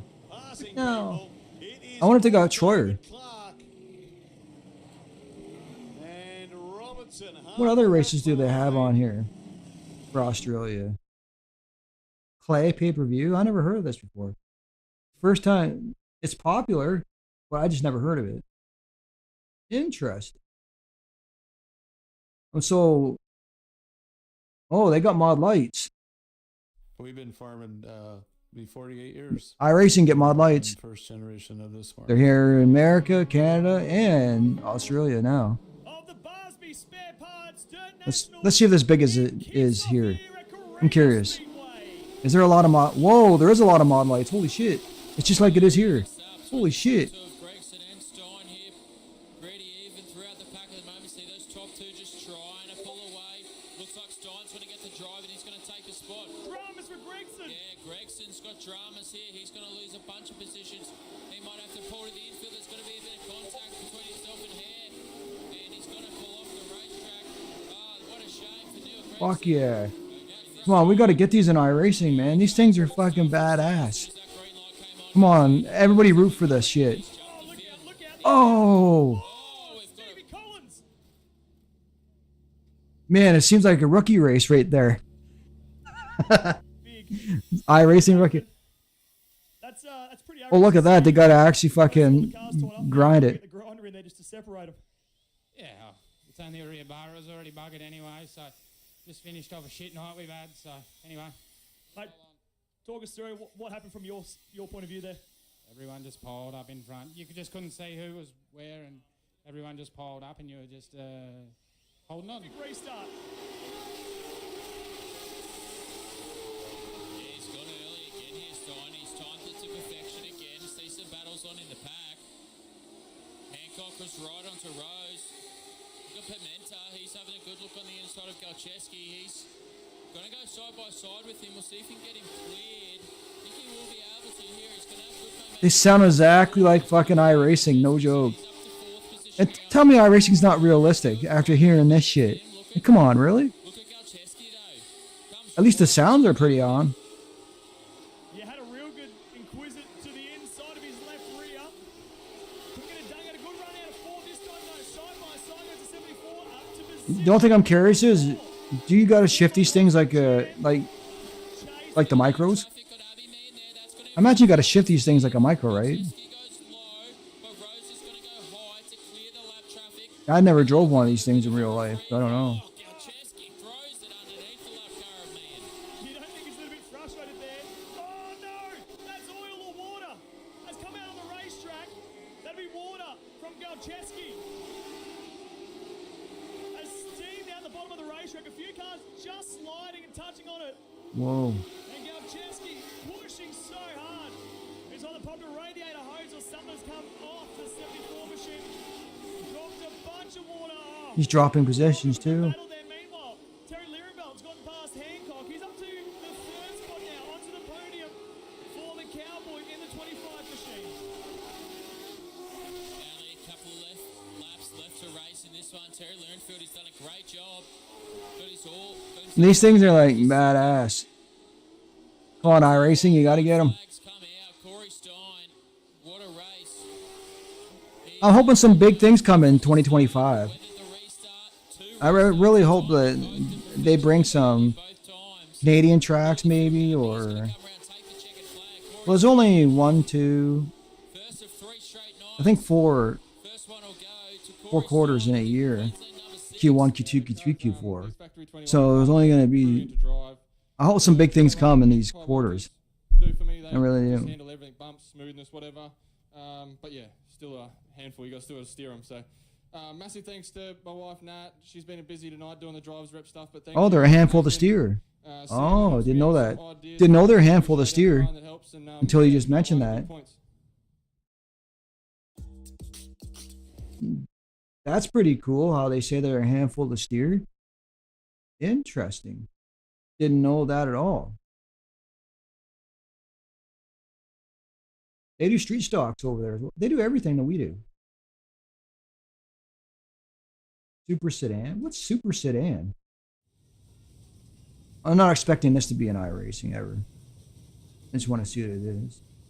Always a special moment for Rocky. As I said, great mate of Jeff Stagg. Now, way out green, McMaster, Dillon, side by side. What the fuck are they?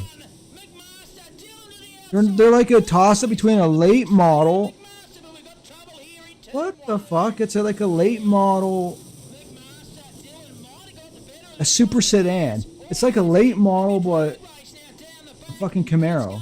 Dillon, A Camaro late model? to Nichols, then it's Alexander, Nathan Howes, Hopkins.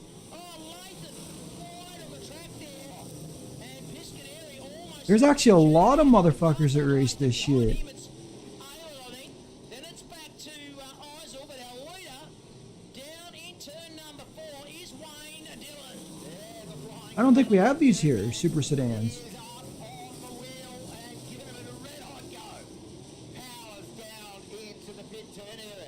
There's actually a good turnout for these motherfuckers in Australia. Look at the crowd, man. Nice turnout for those fuckers.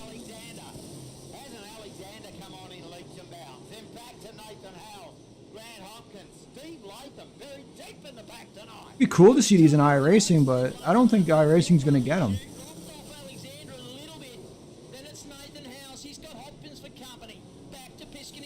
It's like a Camaro late model.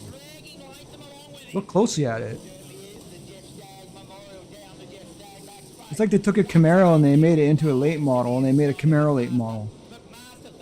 They curved it off like the Camaro's Z28. It's kind of odd, actually.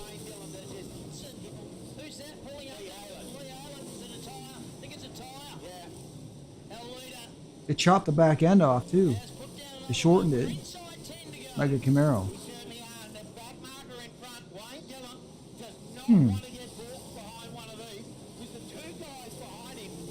Super sedans.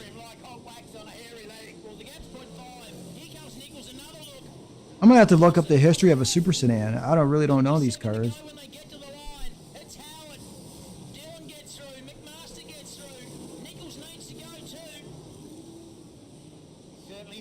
Well, I don't want to get a copyright strike, but I just want to look at some of the stuff. Well, they got the regular late models. If your e-commerce store isn't hitting 100K months, let's see if their late models are the same as ours. I'm gonna assume they are.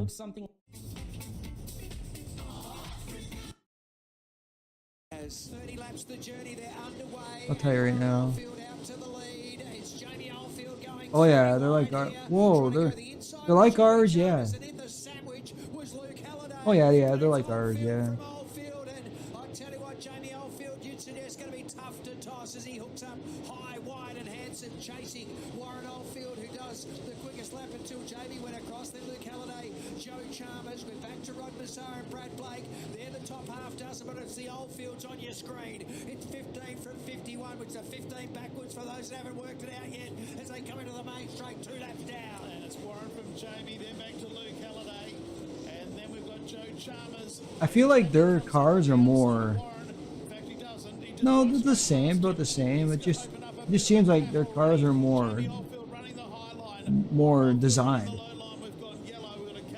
More. They have more. I don't know if it's more aero or to it, or it's probably the same. Yeah.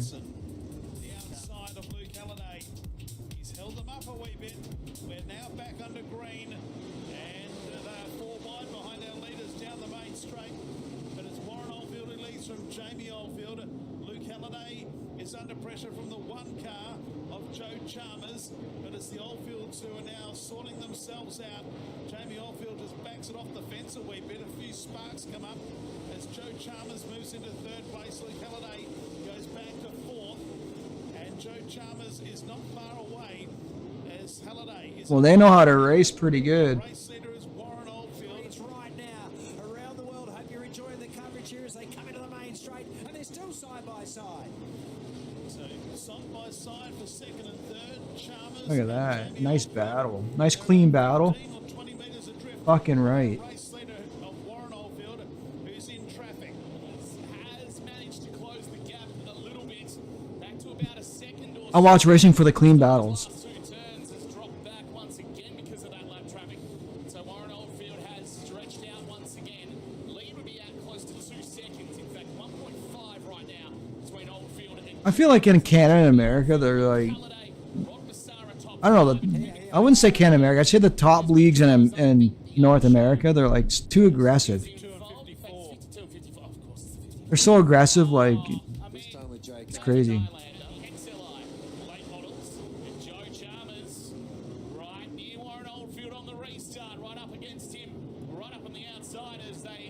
Maybe it's because there's so much competition, you gotta fucking... You gotta... It's either you're pro or you're not. There's lots of competition over here.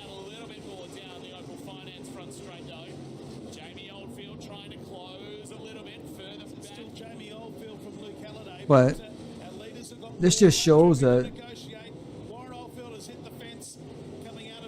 This just shows that the fucking race scene's strong in Australia.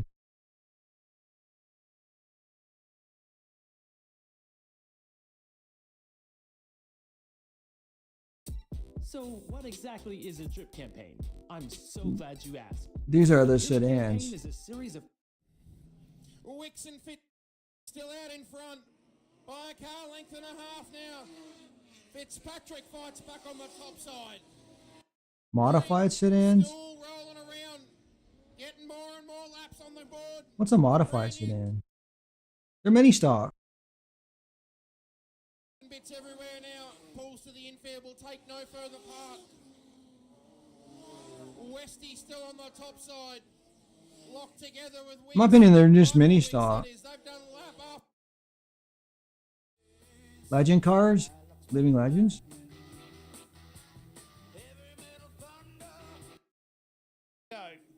Paul Joss and Oh. the green lights come on. They got like, And the legend legend cars are like, on dirt, I don't know. 70 Radford goes into second place. Gould is there as well. They got a nice turnout though. But in iRacing, they're just they're not hitting. And they bumped them up to D though. Well, I still don't think they're gonna be a hit. Would I race them? Yeah, you fucking right I would. But are they? There's no point racing them if no one's in them. Maybe when they bring the new update, hopefully they bring it to dirt and asphalt. Nathan Ferraro running fifth and sixth, then Marty Dixon out of turn number 4, 2 down and 18 to go. Paul Joss, who has won everything tonight, leads the feature. He certainly has, and Travis Gould is trying to battle for second position at the moment over Radford. Radford closes the door. I wish they would get the sedan in there and all the styles. To feature on the podium, it is car 17 of Travis Gould on the outside, inside. He's tried all sorts of way, but Brendan Radford has been too good. 17 to go for our race leader. Paul Joss has spent many of time at the front. Nathan Ferraro spins around. Oh! Nathan Ferraro spun around. A couple missed him, and then one at the back has ploughed in. That's car 66 of Kyle Sanders. Lights go green, and Paul Joss kicks away as you would expect. Radford Didn't expect that. outright almost allows Travis Gould underneath. Ken Melvin watches it all unfold. Travis Gould is going to get up into second. Man, I wish they had that sedan in iRacing. They sit behind. I'd be panning one right now and racing it. Sedans are like sick looking. Gangsta. That's what I'd be racing in iRacing. It'd give you more like more oomph to race the legends. I'm not saying legends are shit. I like the legends. I really do. Just that I honestly don't think they're going to get the sedans because the official legend I don't think runs sedans in there, do they? Like the NASCAR legends. NX. I don't think NX runs sedans. I could be wrong. Certainly is, and there is not much in it between these front three, but we've seen how good Paul Joss is tonight. Can he hold on to this? 14 laps to go. Out around goes Travis Gould behind him. Brendan Radford lost a little bit of ground, which has opened the door for Ken Melvin just slightly. So it's a 2-2 battle up the front, and the battle at the front between Paul Joss and Travis Gould is heating up equally. Brendan Radford, Ken Melvin, big roll. Big roll. Red lights come on towards the rear of the field. That roll was, Jason, you had your eyes on that one. Yeah, I think that's Ricky Lee Beard, who's tumbled over big time on the back straight. And that car is, well, it's in pieces over there. And we are red yet again. Green we are. Good start from Joss. Gould in the 17. Into second, and as we've seen, Radford in there as well. Back then to Ken Melvin in fourth. And what else do these guys race in Australia? Wixon Fitzpatrick. Yeah. They got sprint cars there. Let's Have you see. spent countless hours, but still struggle to create high quality? What's it? 360s, 410s, what? I'm curious now. 360s, okay. We got 360s here in Canada. Well, here in the main straight, while we work that out, put your hands together for them, ladies and gentlemen. 4 wide. It's the main event. This is what we run here in Canada. Racing. Cherkop got the best the start. Oh, trouble! Whoa! Massive crash. Right here at the Whoa! start. Cars everywhere. Miles Bolger Holy shit, these things are fucking beastin'. They're like a 410 here. Ed Trutwin's gone. Also the 6 car of Davis. Well, the guy's okay. That's a plus. And we have got only about Can't say much for his car. at this point in time. Well, and Pigton on the front row, Manders on row 2. That's fucking insane. Now with Miles Bolger. Oh no, this is not a start. For heaven's sake. What is going on here tonight? Green lights have come on. Surely we'll be going yellow. We have. Restart that shit. That's not even a start. They're not even fucking in. There we go. And Bolger, away we go with this 25-lap main event. Aaron Cherkop leads them down into turn number 1 from Trent Bigden. That's the worst start I've seen ever in a race. Whoa, what's that guy doing? Green in the state title. Our race leader is Aaron Cherkop. Pigton, Manders, Hardigan, back to Jeremy Warren in 5th place. Then back to Miles Bolger. I think it was Charlotte that I was watching, the dirt track Charlotte. The one guy got ran up into the wall. The main straight, Aaron Cherkop leads after 2. We've got a car that's spun in the back of the field. Gavin Noy keeps it going. Well done to Gavin Noy to keep it going. But Aaron Cherkop's way. Look at Trent Pigton go down the back straight. He's going to try and catch Cherkop. He is a car length behind him. One car pulls off in the infield. Oh. Pigton's underneath. Gets underneath momentarily. But Cherkop gets back in front. Back around they go down the back straight on this dusty old 90 here in Bunbury. All of a sudden it's changed complexion. 3rd place is Caden Manders. Back to 4th is Miles Bolger. So it's a survival of the fittest. There's only 8 cars left, and we've only done 4 laps. 15 to go. So move down the back straight. Aaron Cherkop's lead is starting to diminish. Trent Pigton coming back at him. Back in 3rd place, Caden Manders. Whoa, what's up with his wing? It looks like his wing's flopped. So move down the main Did you guys see that? Very windy conditions here in Bunbury. Down the back straight, Aaron Cherkop's lead is 1 second. And the front wing may be collapsing on Aaron Cherkop, the race leader's car. Whoa, look at his fucking wing. And he's still poning bitches. Holy shit, this guy is good. See it at home on the vision. Trent Pigton about to hit lap. Look at him go. Aaron Cherkop's just got around. Dust has settled here as the wind would be drying this track out. It is fierce bit of Oh, wind. that's something new I've seen. The fucking wing's gonna fall off, and he's still. He does. Oh, Aaron Cherkop. Maybe that car starting to become a bit of a handful with that front wing. Dust everywhere. Cars will slow down as they That guy's come. gonna catch him. See. They probably won't be able to see. They do get through okay. 13 to go. Aaron Cherkop in front with Trent Pigton hot on his heels. Yeah, Miles Yeah. Bolger missed the corner completely and went on the infield and caused all sorts of dust. That's on its way to Kerry Park at the moment as they come out of turn number 4. Oh, shit. Cherkop by a car length now on Trent Pigton as we've got 12 laps to go. Back into 3rd place. Pigton's on his tail. They run out of Holy Pearson, shit. Peterson down the back What a straight. race. Aaron Cherkop continues to lead. And this guy's doing it with a busted front wing. What the fuck? This time around we've got 11 to go. Can Trent Pigton get around him? He hasn't been able to yet. Lap traffic in front of him. He's doing it with a busted wing too. Aaron Cherkop Holy shit. holding this one out okay at the moment, but as we see lap If that wing falls off, his tire's fucked. He's done. in front of our race leader's car in Aaron Cherkop, will that be the difference? As we head down with 9 laps to go this time around when they come across the start finish. Just pray his fucking wing doesn't fucking puncture his tire or something. Aaron Cherkop, he heads down the back straight one more time. Trent Pigton in second, Caden Manders, and then to He held him off. What the fuck? Whoa, he's faster. lap to go for our race leader. He gained on him. That wing holding on by fire threat. In fact, I think the wind's probably just Oh holding on shit! at the moment. Trent Picton in second. Ken Cateman I saw has something sparks. to say. Checkered Shit! flag out. State title coming. Aaron Cherkov. His wing is like gone. He drove the wing off it. The line. Perfect drive in tough situation for Aaron Cherkov. Second place, Trent Picton. He ripped the wing right off. He drove the wing off the car. Holy shit! You just don't see that shit over here in Canada and America. Really? He drove the wing off the car. Let's hear it, race fans here at Bunbury, for Aaron Cherkov, the winner of the 2024 state title. Boy, pounds that. He's a pretty happy camper at the moment.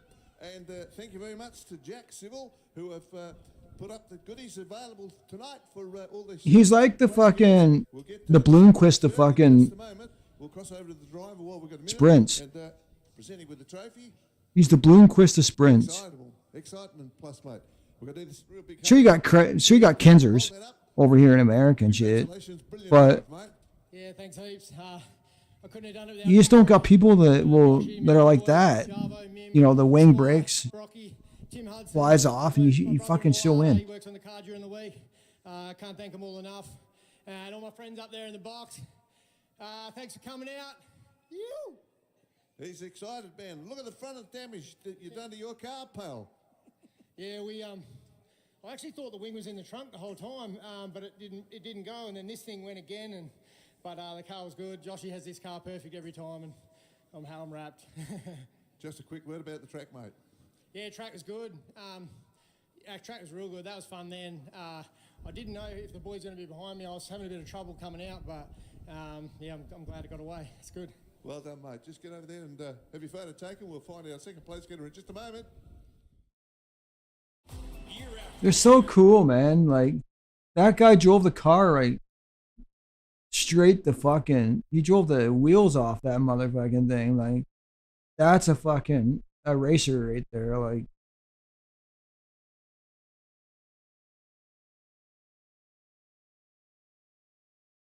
that is fucking insane shit. I haven't saw that in like a while. Like, I can't remember the last time I saw that shit.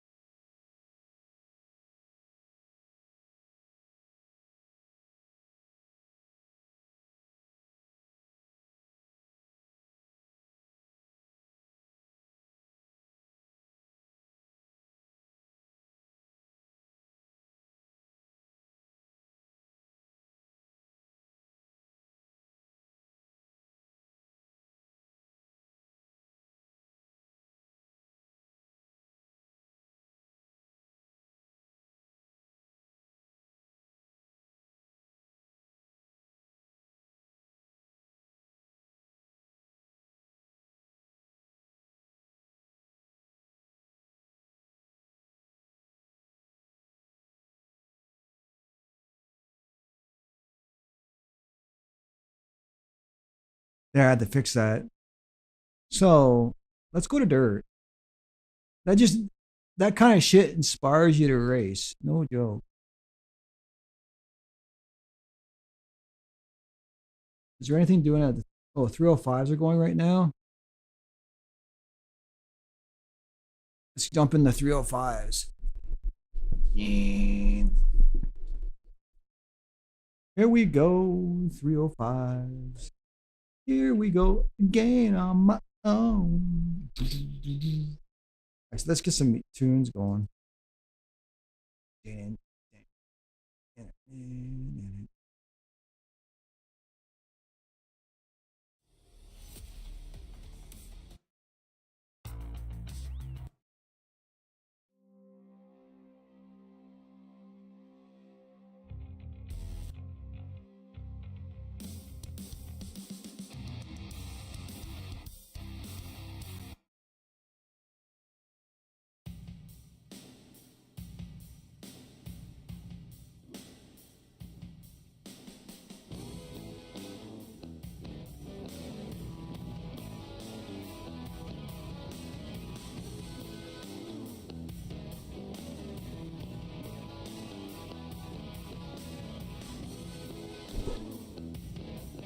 All right, Limeland.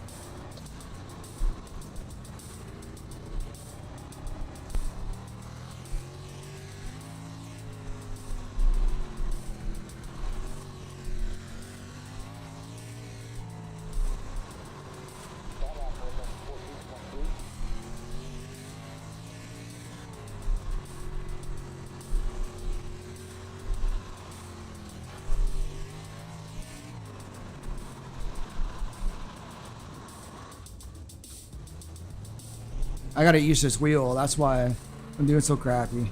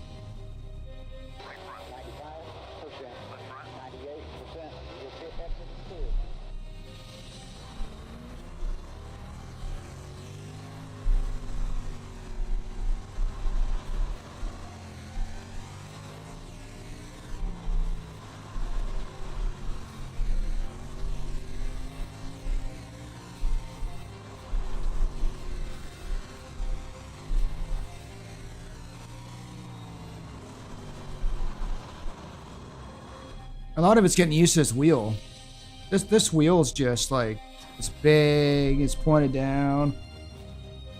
But once you get used to the wheel, like,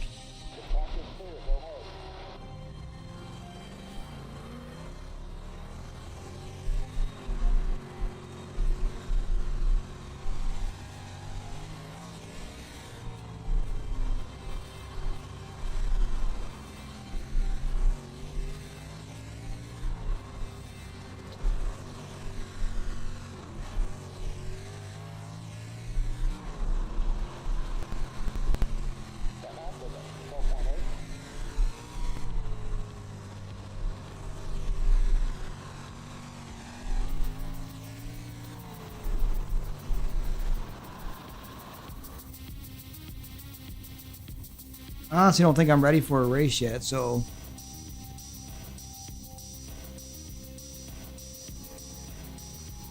it's either that or it's already set to 5. You tell me I gotta go all the way back on this? Let's go to 10 and we'll back her down from there. I want to feel comfortable.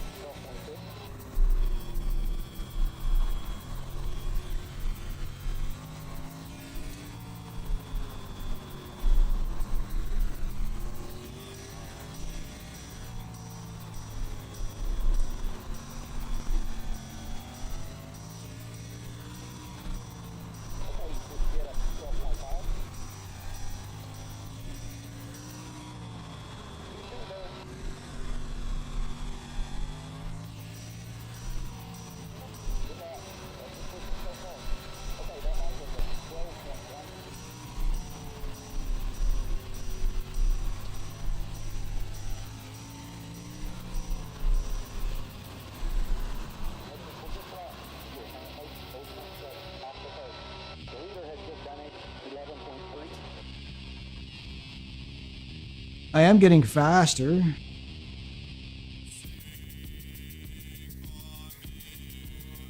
I'm running a new wheel, so I'm still getting used to this new wheel.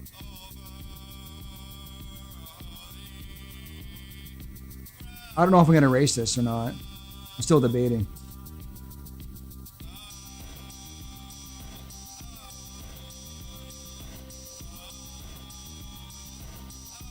I'm gonna split the difference. It's 10, right? Usually 5 would be the way to go. I'm gonna go 8.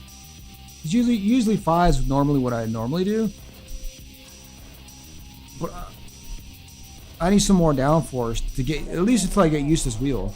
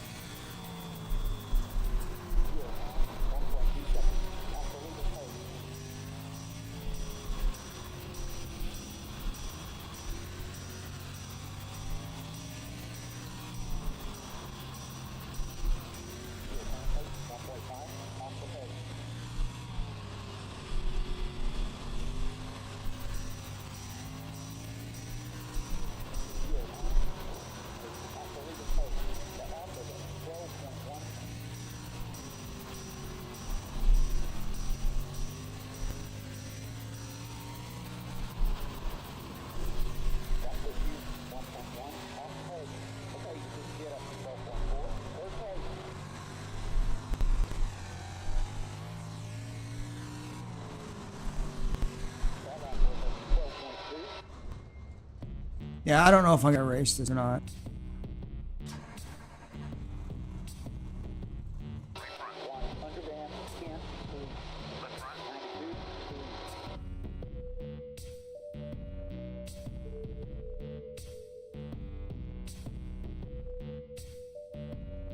I still gotta get used to it.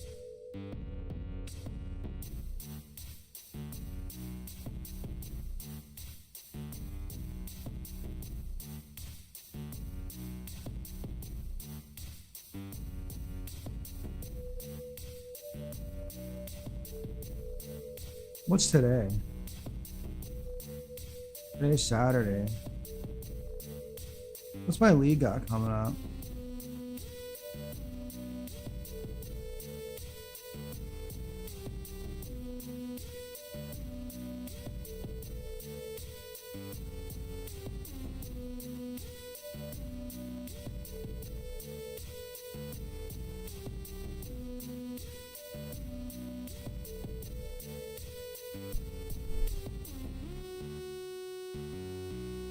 You guys are seeing me go from pretty much, well, jack dung with the brand new wheel, brand new everything, brand new PXN wheel, V99. I may invest in there. Let me go see. I'm gonna run this for a while, but I just want to see.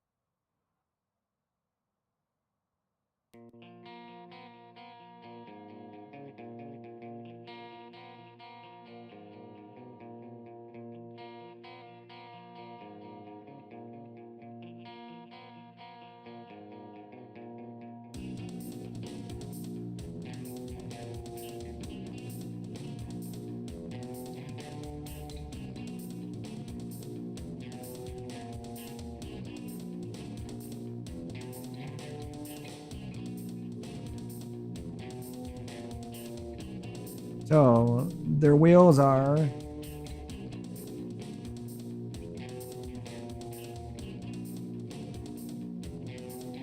what's the light going for?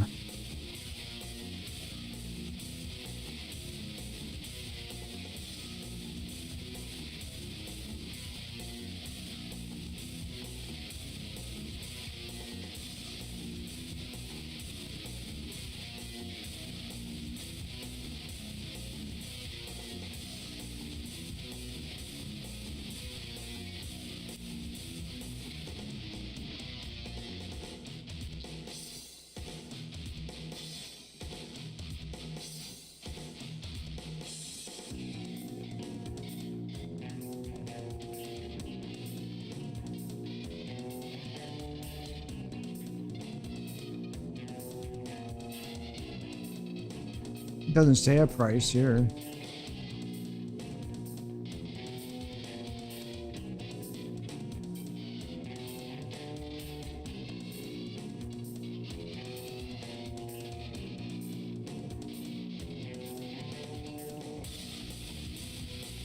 What's the point of light?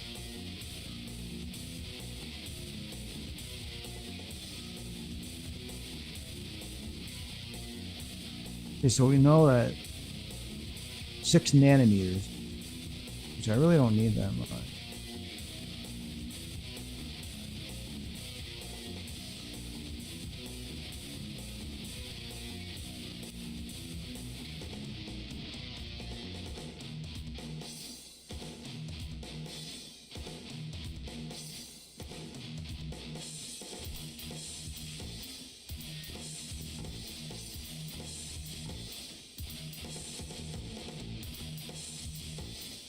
What the fuck is this? Turtle Beach has a fucking Velocity 1 race wheel. It looks like a Tommy, a fucking, what do you call those things? A Fisher Price Tommy? Let me see what they're called. Tommy Racer? Is it a Tommy Racer? This little fucking...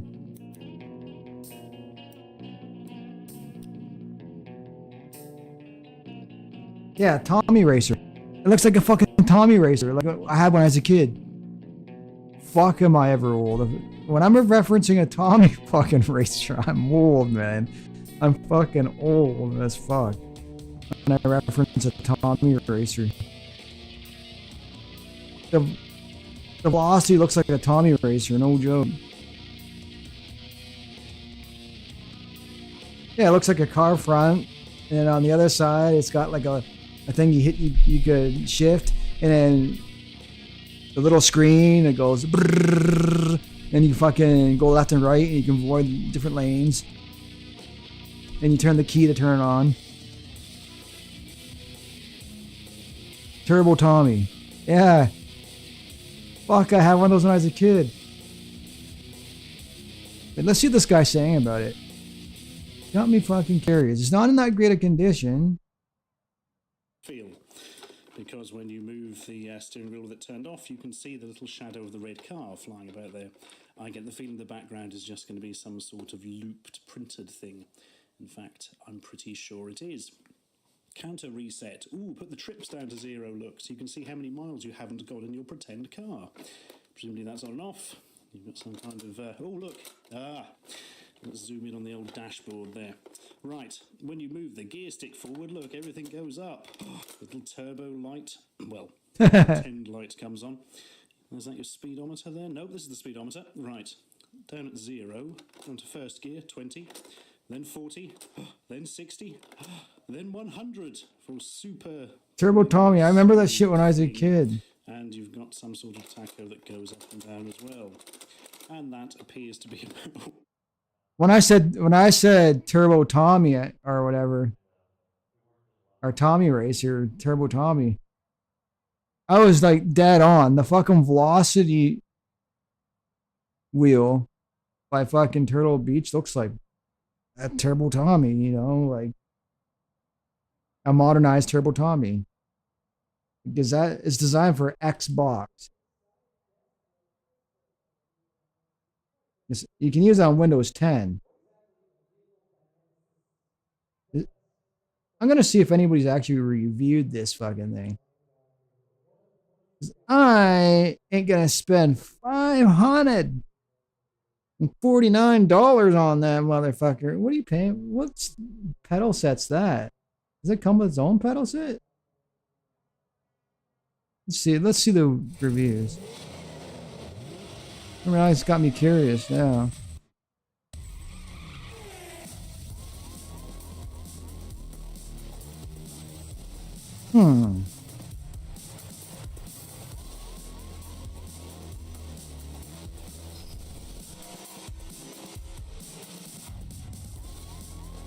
If any of you guys play iRacing and you run a Turtle Beach Velocity, let me know. Let me know in the comments if you run a turbo fucking velocity. Or is it no? It is a Turtle Beach velocity or whatever, velocity 1. And if you do, let me know what the pedal set's like, and let me know what their wheels like, and what'd you pay for it, also. Because they're saying it's worth 5. Whoa! Everything spring? You tell me the pedals, the throttle spring, I can switch it out and make the throttle stiffer, and I can make the clutch stiffer, and I can. Don't know about the brake, but can I make the brake stiffer?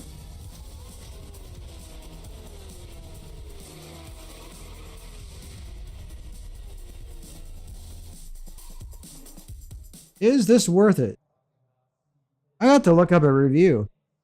But yeah, if any of you guys bought this, yeah, if any of you guys bought this, tell me your price and your experience with it. Because I'm really curious what other people paid. Is it worth $549.99? What are people saying about it below?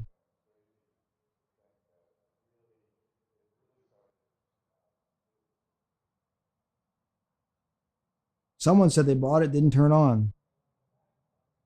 I use my wheel only on the Xbox. I come from belt-driven wheel. Don't expect all the features to be available. This is known fact. Don't blame Turtle Beach. If you make an educated purchase, you will love it. Feedback is excellent, and load cell is enough for me.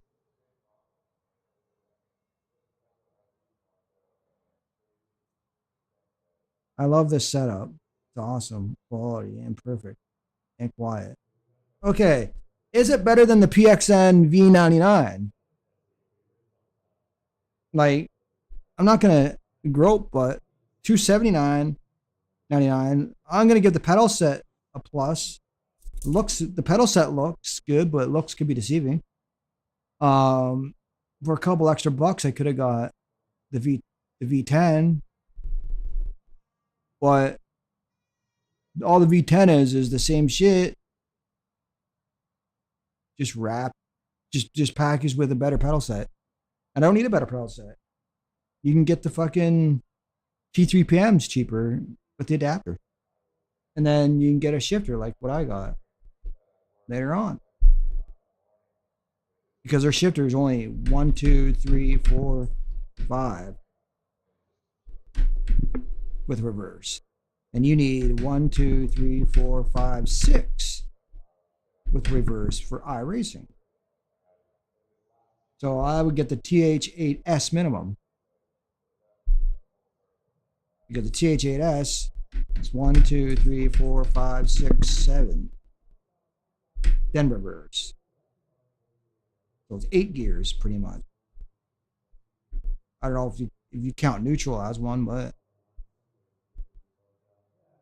apparently you can go into neutral, so you know, I don't know if you count that, but it's got 1, 2, 3, 4, 5, 6, 7, 8. So you technically need an 8 gear shifter. Technically is what you need.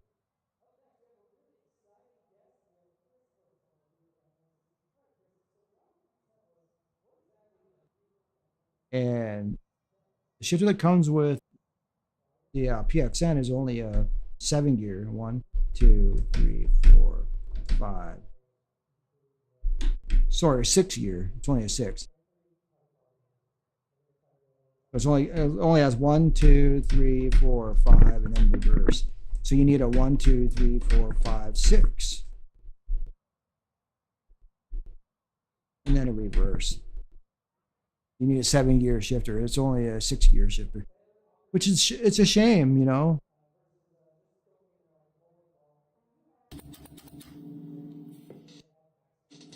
Let's see what these guys are saying about it. Well, it's got an LED screen on it, like a Tommy Turbo Tommy.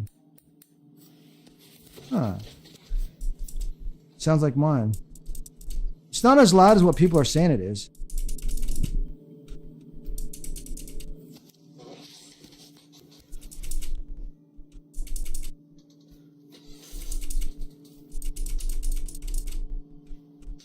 Is he looking at buying a Moza bundle? Because You bought that and it didn't pan out? It looks like it.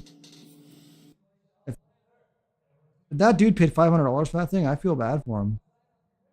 I don't even think it's worth 500, but let's just go and see a review if it is worth the 500. And let me just go up here.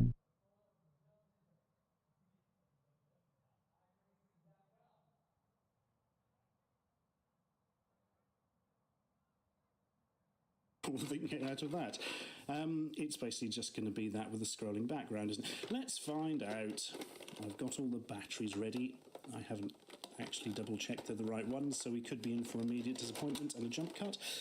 Nope, we're all right. Okay, how does that go in? These ones towards the bottom. These ones towards the top. That's easy enough. You can tell a toy is old when it takes fucking 4 Lock it in. D batteries. Right. Nuts. Can you see the screen? I can't. It lights up green, I think. Turn it on. Oh my goodness. Yeah. Well, they've tried to make it look like an early video game by the looks of it. You've got a sort of grid on the background there. And there's the car moving around in front of it and stretching the background slightly when it goes to the far right. Also, it makes a really horrible mechanical noise, but you've probably worked that out already. Can we zoom in on the screen a bit? Yeah, here we go. It's meant to represent a car.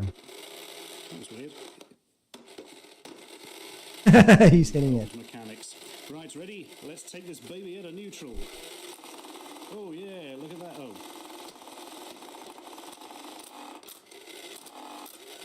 It's stuck. We've got it going. Here we are. Well, first gear's pretty fast. I just seem to zoom along this bit of track, and there's a car to the left. And that's it. It loops that quickly. Can you hit the car? Nope. Can you hit the tree? Nope. This isn't much of a driving simulator, really, is it? Because in fact, you can't interact with any of the background at all. Yes, it sort of wobbles left and right a bit as it goes round. Tommy Turbo it's ahead of its time. No joke. I had one when I was a kid. It is ahead of its time.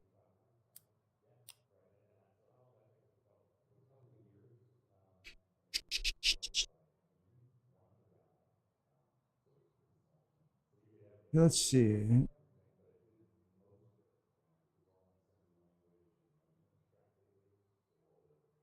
You use it for a month. Here's what I think. I might angle this up a bit. There's screws on each side. You can angle it up. I think it's on the lowest one. I don't know. If that's the case, then I'm fucked. I guess. If you're like me, you saw the announcement of the Turtle Beach Velocity 1 race a couple months ago and thought to yourself, huh? This reveal... Yeah, really. I never seen this until someone mentioned it. More competition is always good and means more options for us sim racers. This wheel set also comes with some interesting features that haven't been seen before in a complete package like this. Right. The Velocity 1 race comes with a direct drive wheelbase with 7.2 of peak torque. That's why it's expensive, because it's direct drive. I didn't know that. Okay, so that's clarified now. It's direct drive. An attached dashboard display, a 22 input wheel, a 3-pedal set with Oh, detachable wheel. Okay, they already got me interested. They could do away with the fucking display though, and put the shit into the wheel, but you don't need a display though, really. load cell brake, and a button box, all for $650 US.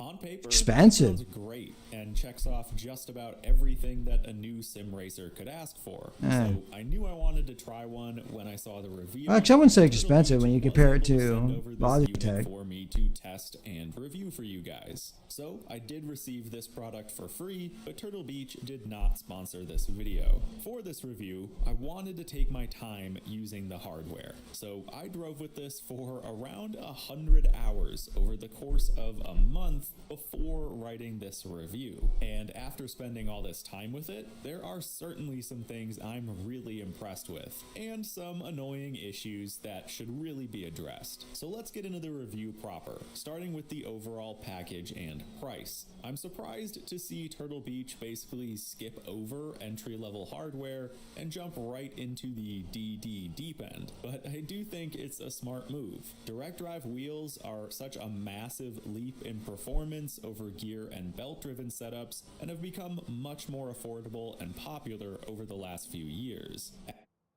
Well, I look at it like this. Let's just pause this guy for a second.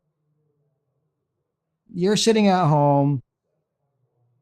You're in this economy just like I am. The Australian dollar is at an all-time low. Canadian dollar's fucking at an all-time low. The American economy is at an all-time fucking shits because they're trying to, Trump's trying to buy out countries to keep his economy afloat. But that's besides the point. We're at an all-time low, and that guy just said that $600 is affordable. When you really don't need, do you need direct drive? No, but would you like it? Yeah, but is it a want? Definitely a want. It's not a need, but it's a want. It's a goal to get to, yeah, if you have a sponsor. Or they donate to you, like in that guy's case, you got to give it to him. So, yeah. Would I go out and buy that wheel? And probably not. There's more things to consider than to buy a wheel in this economy, in this day and age, in this life. Like, if I was to put money towards anything, it'd be graphics maybe, or CPU or motherboard for my computer. You got to stay upgraded because it's a never ending loop where everything gets downgraded after so many years. So pretty much, I would take my $400 and spend it on CPU or graphics card if I can to stay in iRacing. Because then again, you paid for iRacing, right? I bought a wheel already for two something PXN. PXN, this wheel's shown to be all right so far. We're gonna see a month in. Keep on watching this channel here. We're gonna see about a month in how this wheel is. If I can get some top tens and finish it all right and improve my racing ability on dirt, then this wheel's pretty good. If they come out with smaller wheels, or come out with NASCAR wheels, or come out with dirt wheels, and pretty much, PXN, you got my win. Affordable wheel, attachments, you name it. What I'm looking for to see is a dirt wheel, like the same wheels they run in the modifieds, or an MPI wheel. If you can team up with MPI and make a wheel, that'd be great. To see something like that come out for like $200 or something like that, affordable. And we can stick it on any of the hardware that you sell. That's that'd be the V10, make two versions of it, one for your direct drive and one for your V10, V12s. Or sorry, V10 and V99s. That'd be nice to see, and just a bunch of stuff like that.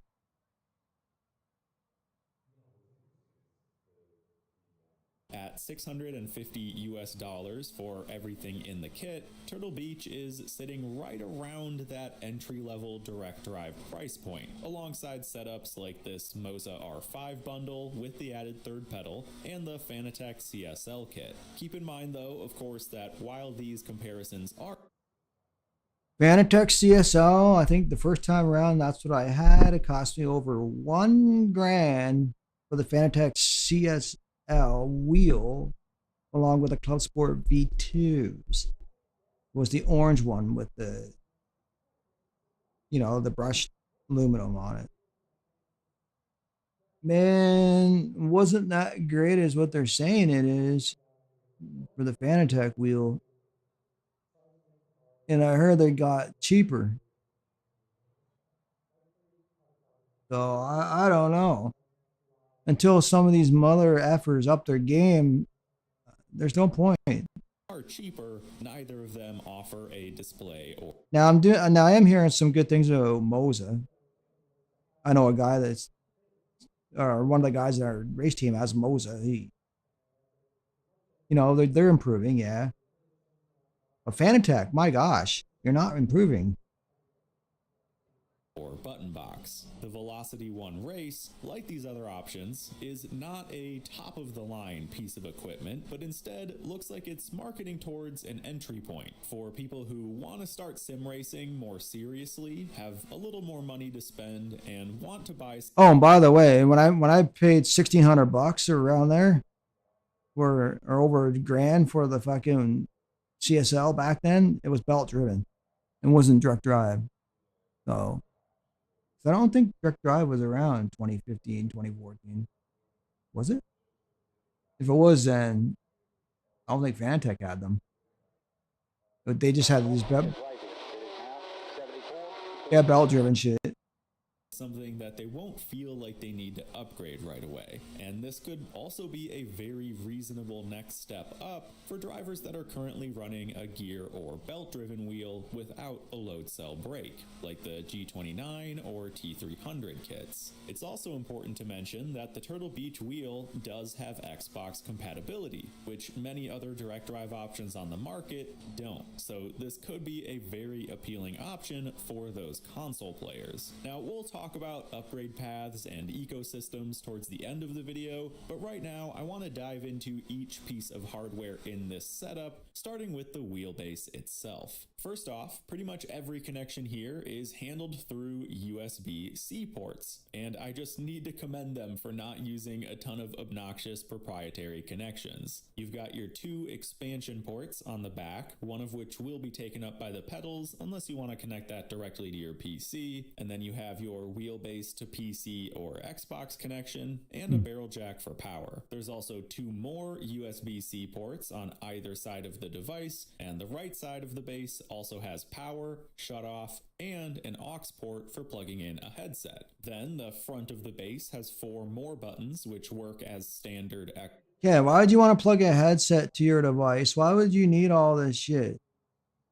What I think it should be like the way PXN has it now. You got your motor, which is, I think this is a brilliant design, like to bring it like a direct drive style, like square octagon, like it comes down like that. Like it's kind of cool.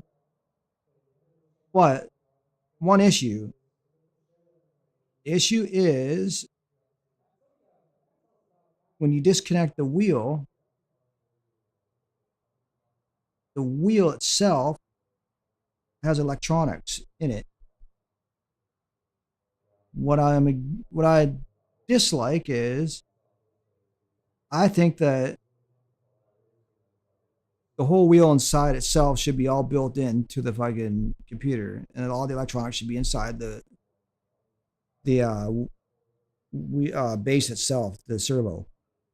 Now, when you add your wheel on, it should be a quick release so that any wheel can go on there, like a real life quick release. No electronics. Now, when you pull this off here, you're going to see prongs on the inside, but there's prongs on the inside too, on that side. So you got to have a certain wheel to fit it, which I think is kind of lame. But then again, that's the way they design their shit. I think that a real wheel, if I was to design one, it'd be like a real life wheel, and all the electronics would be kept inside the servo, and there would be no electronics inside the wheel. Then again, I'd probably make 2 different versions,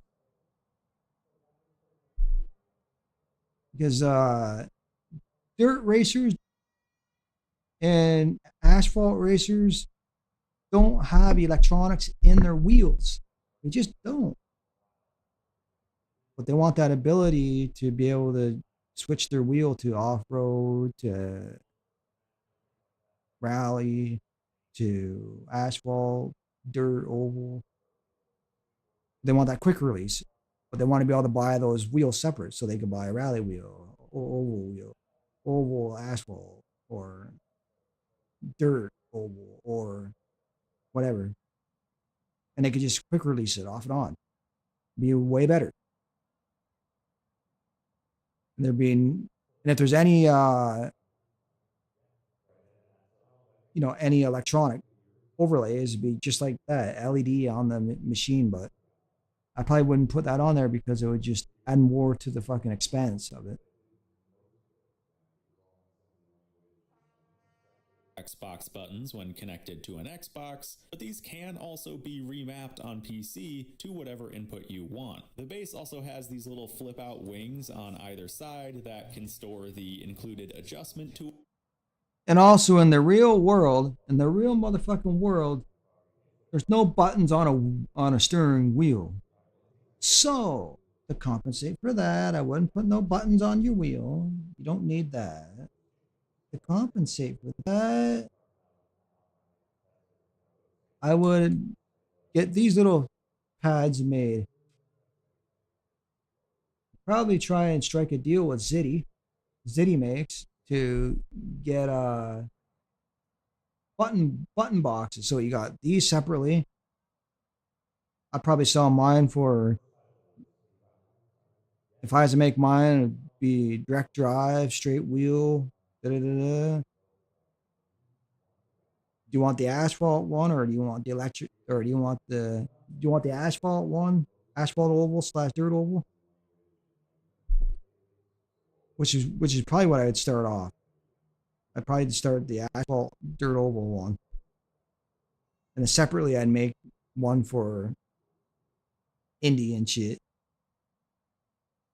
There's a separate one for Indy, has to have the electronics. You gotta have the electronics in the wheels, in the butterfly wheel. Because if you don't have the electronics in the butterfly wheel, it's just not Indy. And that's, they're gonna claim. And then people want a one thing suits all. That just ain't gonna happen. Because a real fucking dirt racer doesn't have electronics on their wheel. They just don't. Neither does a NASCAR driver. On the wheel, there's no electronic.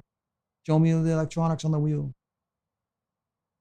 And maybe some snacks or something. This is also where you access the bolts to tighten the included metal desk clamps. Again, the K-drive motor in this base has 7.2 Newton meters of peak torque, which is a very noticeable step up from the strength of the Moza R5, for example, but will definitely feel weaker than the 8Nm upgrade for Fanatec's CSL-DD, or of course something like the Thrustmaster T818. I do think the Turtle Beach sits in a decent sweet spot though for price to performance, as this is easily enough power to satisfy anyone that I think would be looking into buying this setup. And it should.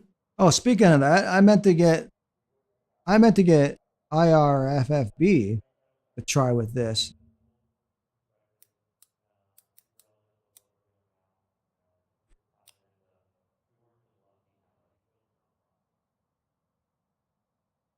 Construction firms tell us that they struggle to manage their health and safety simply and efficiently. Want a tip to make your life easier? Meet Wise. We created Wise because paper is hard to manage and most apps just digitize your manual system. Wise goes beyond that to automate your health and safety, simplifying and streamlining submissions from the field with one click to get to required smart forms, and automating and integrating administrative workflows for you, so you don't have to manually push information. Without the IRFFB, you will FFB.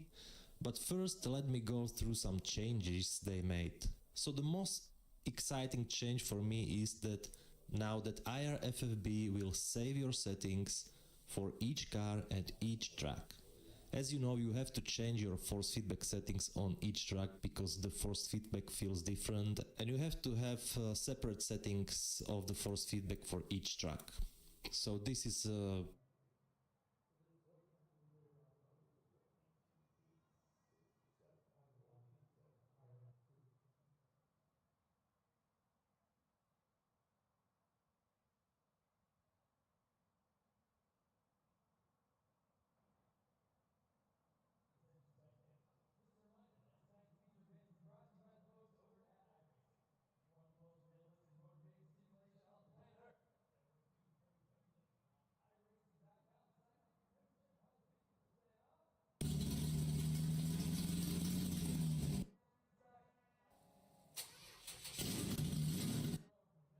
IRFFB saves a car and track combination configuration.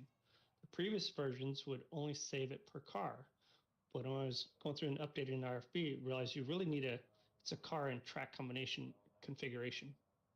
Now, once you set that, you pretty much won't be going back and doing a whole lot of configuring, except on the fly configuring with your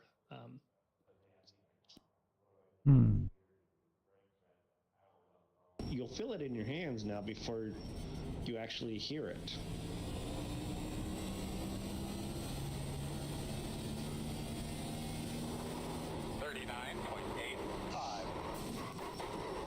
Yeah, that looked like you got a full release. All right, I recently had the opportunity to sit down with Tom Hogue, and that's the guy from Buster's Corner that wrote the scripting in IRFFB to allow us to have understeer available on all vehicles in Iracing. The code works in both numbers, so I didn't want to do a whole rewrite on it. Now, the guy who wrote the original code, he brought that code back, and I thought he was going to do an update. So I'm hoping we get another update from IRFB where he took what I did and updates it. It does. His does have this information in it now. Does it have the slider in it? I'm pretty sure it does, yeah. Okay, that'd be awesome. Yeah, he reached out and liked the code, and he pulled it back, and so that's why I didn't do any more updates, because he's way better at it than I was, and so I'd much rather he goes forward with it instead of me. That's the original one, the NLP. That's the original. Updated forever.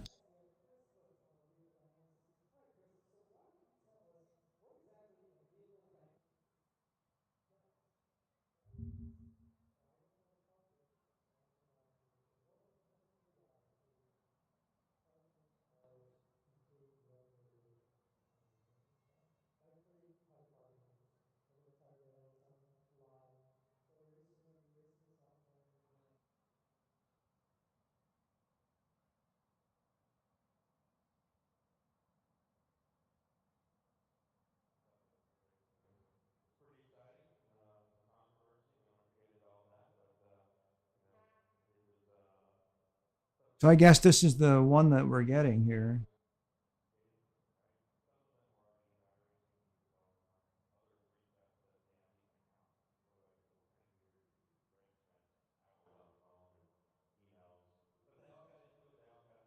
Let's go back and watch this guy.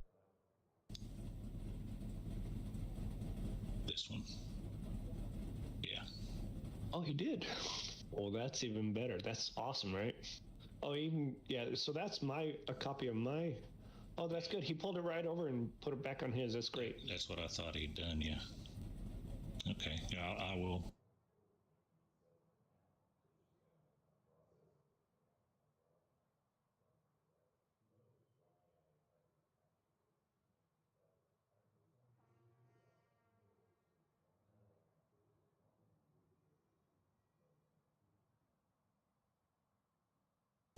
And then in the video, I'll link back to his and let everybody know that he's picked it up. I'll still credit you because this is definitely your baby. Brought it. Yeah, but they put a lot of work in. They did some good stuff. And I'm going to tell you how I want you to test this. What you're going to be doing is you're going to go create an extreme situation. You're going to get on a straightaway. You're going to go down the straightaway as fast as you can. Then as you go into the corner, right as you get into the corner, I want you to take a hard left turn and take that one, just rip it 90 to 100 degrees as you go into the next corner to induce a push condition. Yeah, so the idea is as you're leaning, right, and leaning in that wheel, and you start get a push condition, the wheel should try to start to get softer on feedback. Yeah, just like you would expect driving on an icy road. You look like I feel it this time. Okay, so what we want to do first is create an extreme situation so that you feel what it... Okay, so let's actually quit this for a minute.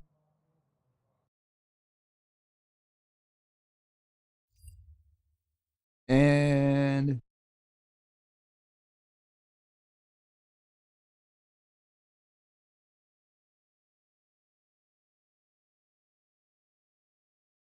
We're gonna go to downloads. We're gonna go to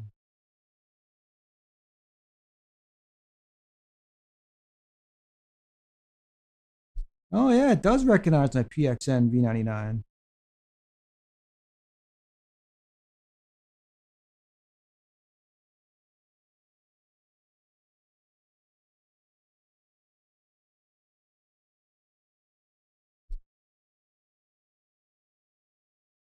What it should feel like when that understeer release force happens. So the easiest way to do that is to take your max force and run it to the left as much as you can stand without breaking your thumbs. 15 to 20 is usually good for my direct drive. It gives you a lot of the feel and extreme torque. And you take this understeer release force and set it over here to 1, and understeer release force multiplier to 1. These numbers represent how fast or how soon it will release. So you're in a turn, and you can see my wheel when you're in a turn, and if it breaks loose or gets you in an understeer, you will start to feel it'll get lighter. And the situation we're going to set up is by locking up the brakes in a turn, and it will go totally limp. So let's get in car and see what that looks like. Alright, I'm just go out here and drive around in a circle. And as I drive around, it's hard to see how much force I'm having to apply to the wheel. But as it gets tighter and starts to understeer more, the wheel actually gets looser. Up to the point that if I lock the brakes, it goes crazy.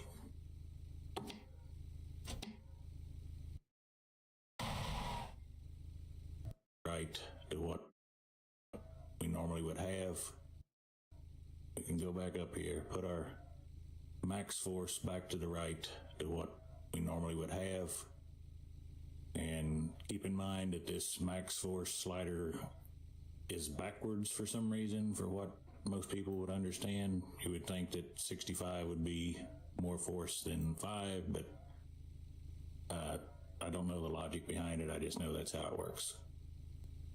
Now we start working. Okay, so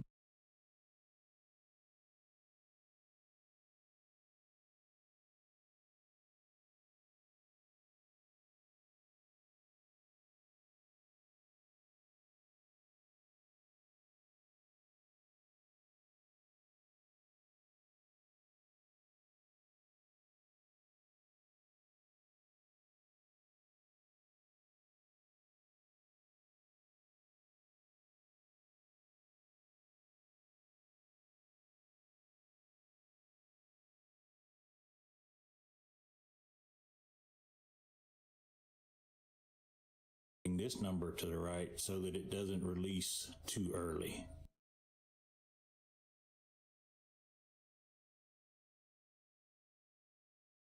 So that you don't lose that force feeling in the car in just a very light situation.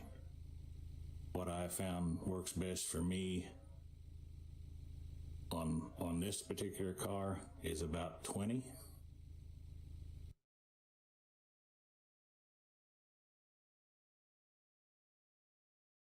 With 1X.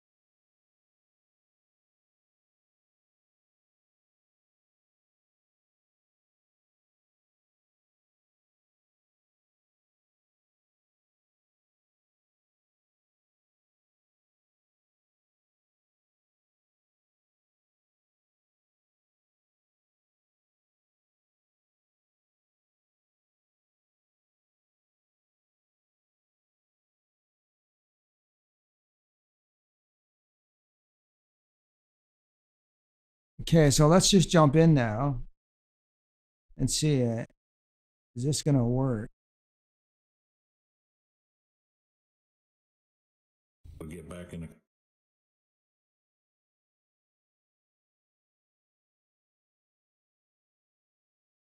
Well, let me just double check to see what my league is coming up. See the schedule. I need to check that. Monday would be the next.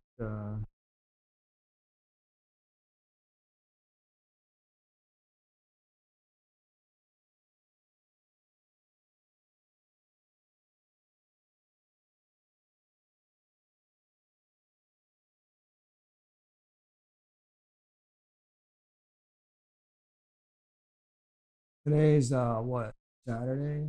More the 29th. It'll be the first.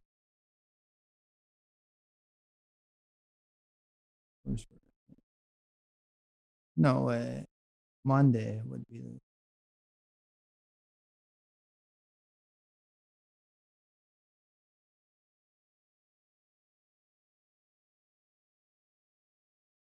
the. Monday the 30th. It would be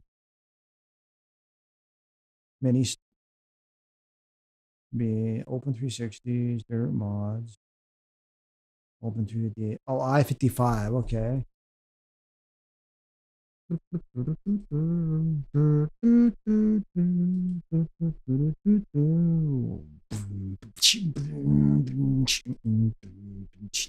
Hey, by the way, I-55 got sold. Kenny Schrader does not own it anymore.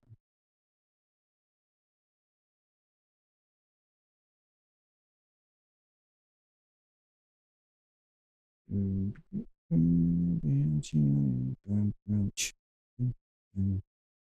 it may get renamed as well in the future. Because Kenny Schrader is the one with I-55 or Federated. Now, I might say I-55. It was Federated Auto Sports. But Federated Auto Parts Raceway will probably end up getting renamed because Federated Auto Parts is with it was with Kenny Schrader. So it's probably going to go from. Let's Google that.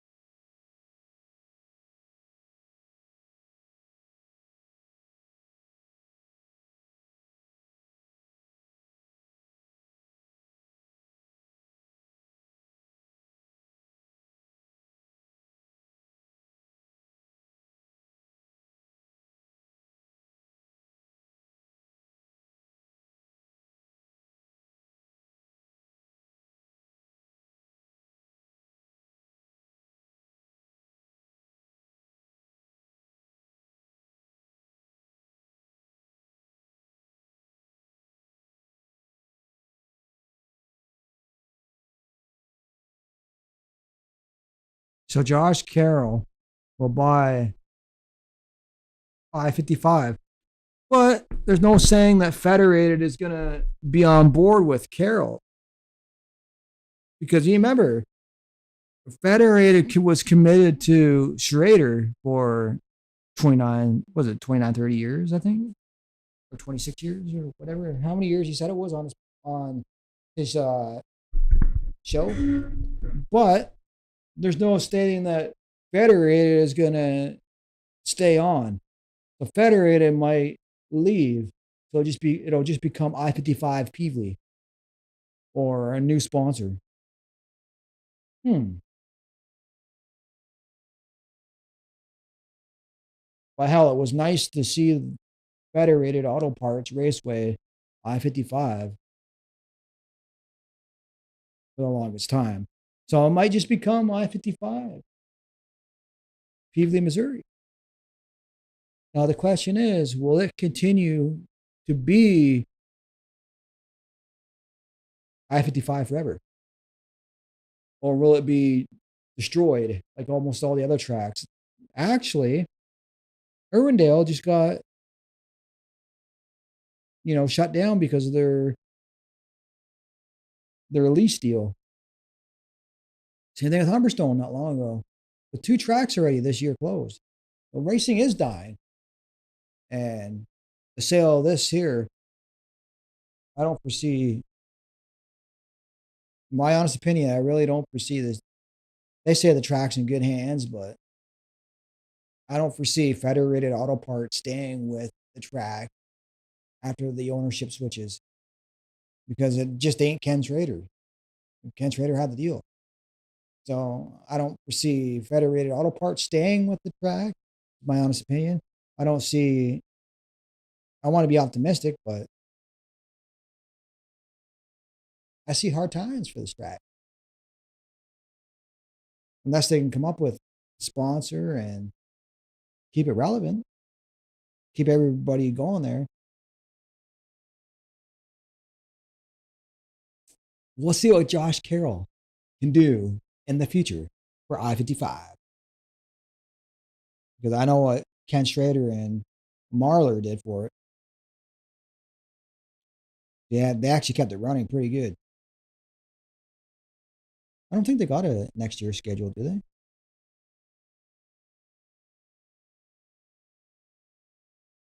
No, they don't got their next year schedule. So there is no next year schedule.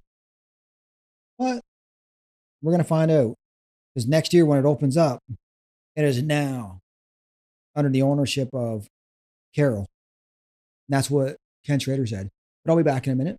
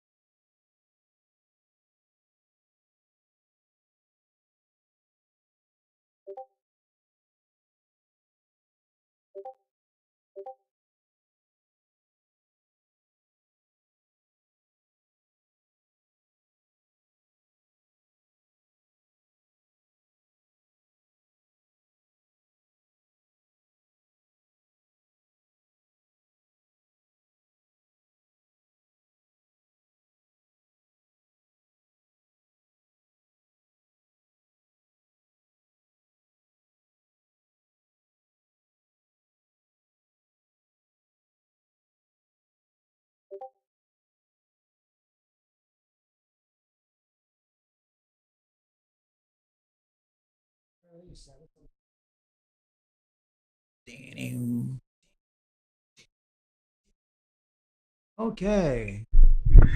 I am back. Let's just check and see. Is anybody in chat? It's early morning.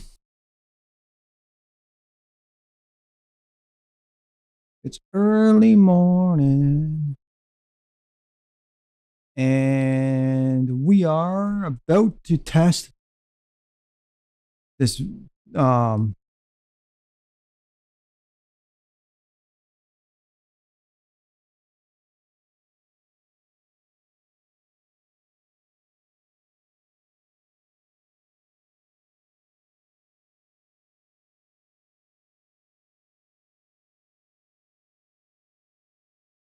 I don't know what the wind sim is, but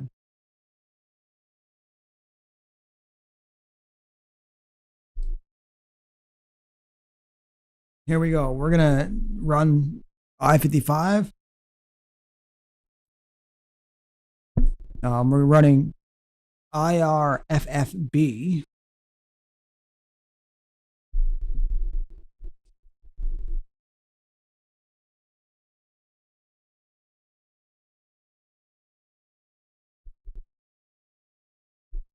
This is a unique wheel setup. You know, $279.99 here in Canada on Amazon. Once again, a very unique setup.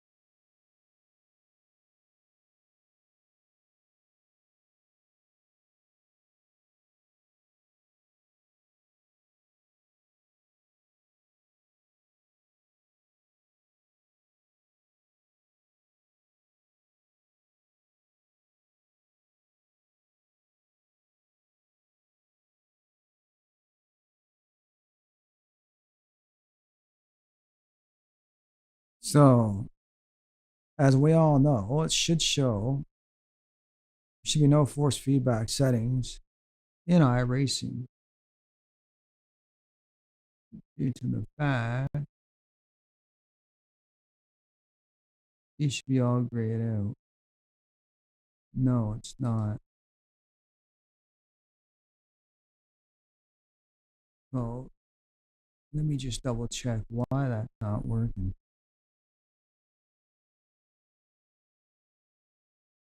I'm going to go look up a tutorial how to set this up. Be enough to last for years without feeling the need to upgrade. As for the detail of the force feedback though, this is where some of our first minor issues start to crop up. Overall, out of the box, the more pronounced force feedback is not bad at all. Curbs feel really nice, it's very easy to catch slides and feel tire grip or over rotation, but where it seems to lack is in the more subtle and smoother feedback, especially when it comes to body roll or weight shifting around the car. It certainly wasn't enough to have any meaning.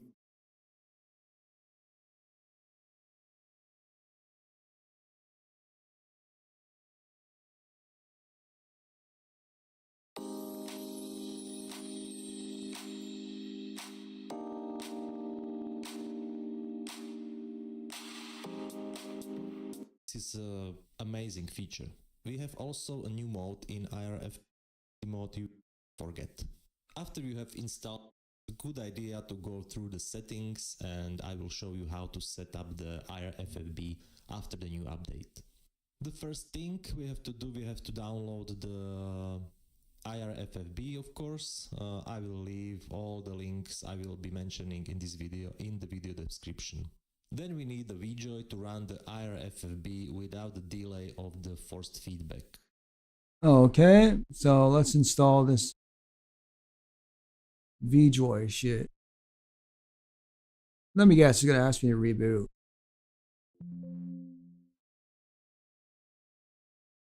Okay, maybe it didn't. Okay. How do we use VJoy? Setting up the VJoy is very easy. Just run the configurator and check X-axis and enable all the force feedback effects. Hit up. Okay, so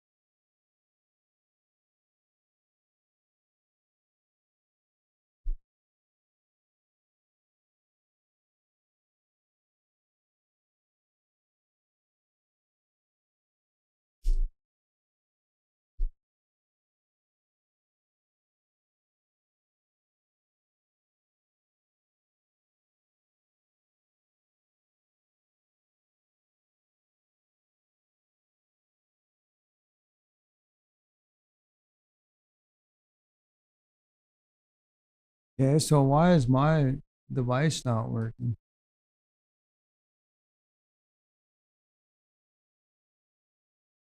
One, two, three, four.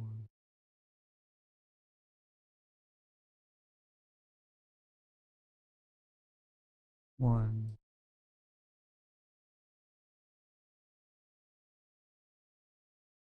two, three, four,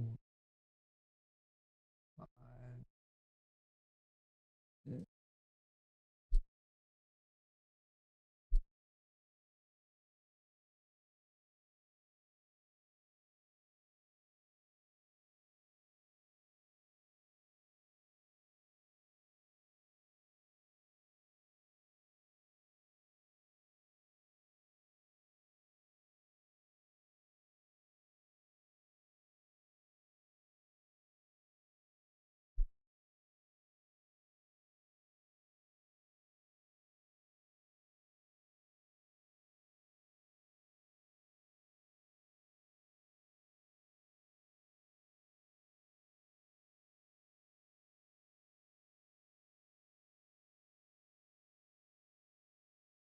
Hmm.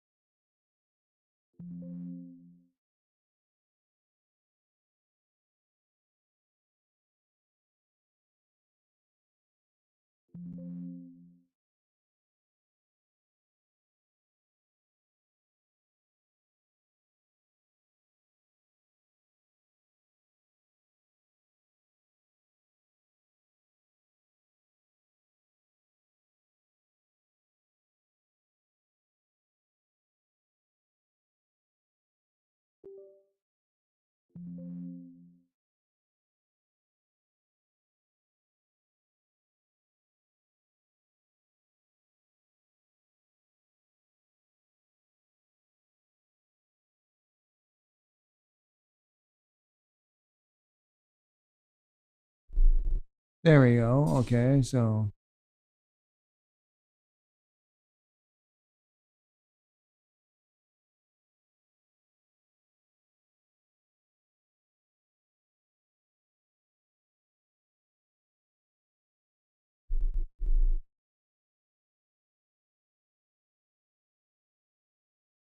8 buttons.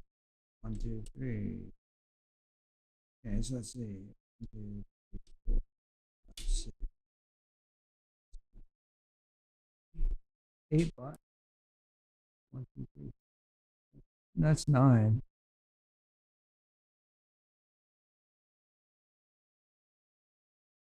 VGO device 1.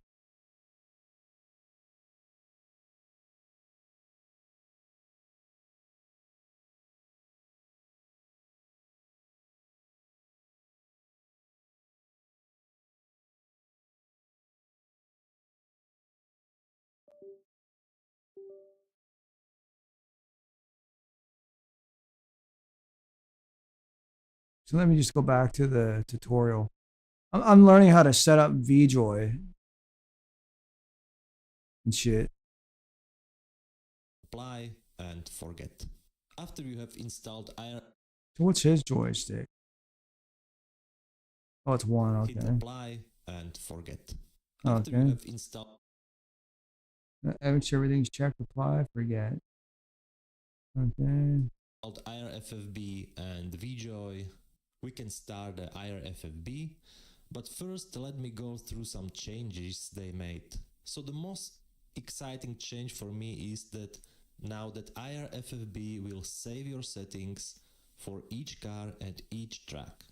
As you know, you have to change your force feedback settings on each track because the force feedback feels different, and you have to have separate settings of the force feedback for each track. So this is an amazing feature. We have also a new mode in IRFFB, and it's called Auto FFB 360 Smoothing. I will explain it later, but it's a pretty cool feature. We have also a new slider here. This is for that new mode. And everything else is pretty much the same. They just changed the names of some effects. So let's explain the modes first. We have IRFFB 360 smoothing and IRFFB 720 smoothing. This is the biggest latency mode. So all the force feedback signal is going through the VJoy and IRFFB to the wheel. Game low latency means that the force feedback will be going from the game to the wheel, but it will be modified by the IRFFB, so there will be lower latency with this mode. The new mode Auto FFB 360 Smoothing will change automatically between those two modes. So that's why we have this new slider here. This is telling IRFFB when to switch the modes. This is the speed in miles per hour. So let me explain. When you are going fast, the mode you will have will be the IRFFB smoothing. So the latency will be 29 milliseconds. But when you are approaching a slow corner, you need better latency and better reaction, faster reactions. So you have to set the speed in which you want to switch the mode to game low latency. This is only recommended for road courses, because on high speed corners like on ovals, this is not recommended. You will have always the high latency mode on, because you are not slowing down on ovals. So this will benefit only road racers, and for the ovals I will go for game low latency mode. You have to play with this slider, so maybe go through the track and check at what speed you are approaching the corner and set the slider to the desired speed. To explain the latency between all the modes, we have here a little table, and it's showing you how far you will travel with the car in different speeds until you get the force feedback effect. So we can see that the game force feedback directly from the Iracing has a 4 milliseconds latency. You see, if you're traveling 100 miles per hour, you will go 0.59 feet until you get the signal to your wheel. The middle column is for the low latency game mode in IRFFB, and it is 15 milliseconds. So you can compare. Without the IRFFB you will travel 0.59 feet, and with the IRFFB low latency mode you will travel 2.2 feet, so it's a big difference. And with the IRFFB mode you will travel almost 3.25 feet until you get the signal from the game to your wheel. That's why the new Auto FFB mode is beneficial, because you will be switching between 15 milliseconds and 29 milliseconds. Minimum force is what it was before. For the wheels with less than 2 Newton meters of torque, you have to set the minimum force for maybe 1 or 2. And for the wheels with the higher torque or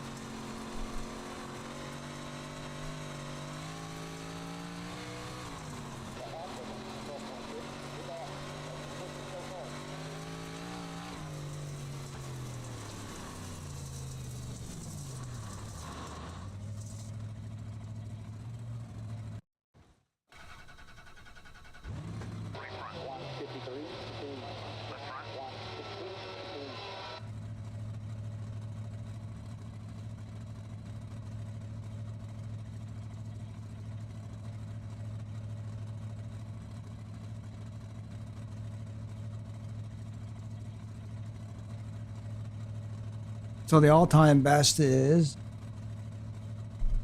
a 12.590. Let's see here.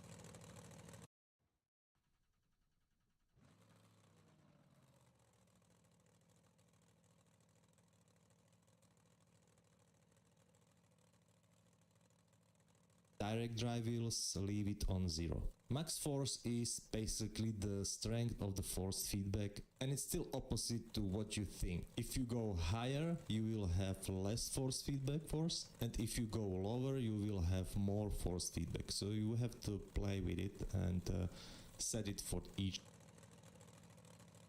Oh, okay.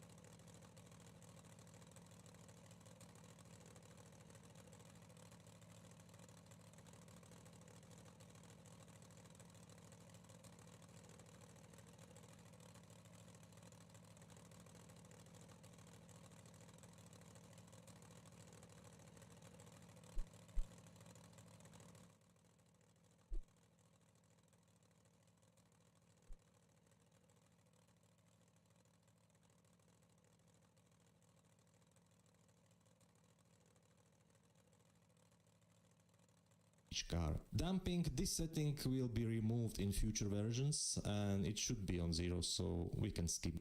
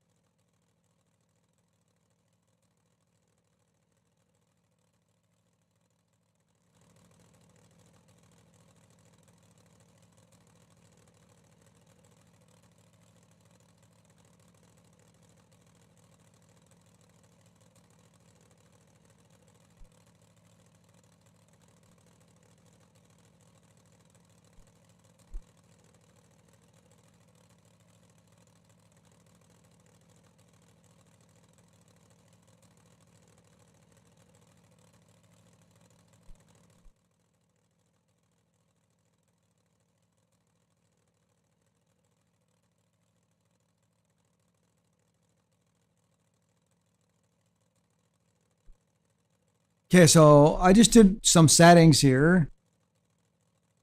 And we're going to find out if these settings are going to take effect or not.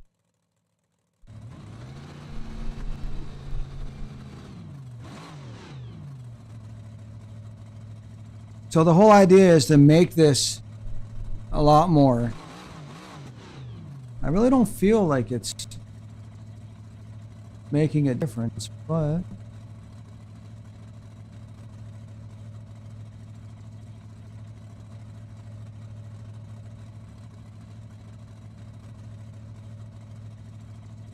nothing was clipped. Okay. You tell me I gotta... Oh, there, now we're starting to feel it.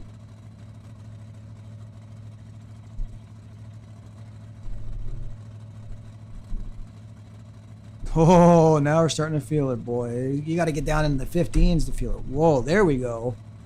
Oh, shit. So now if I go to 20, we'll start off at 30. I don't know what the point is. That we'll start off at 30 and we'll work our way down.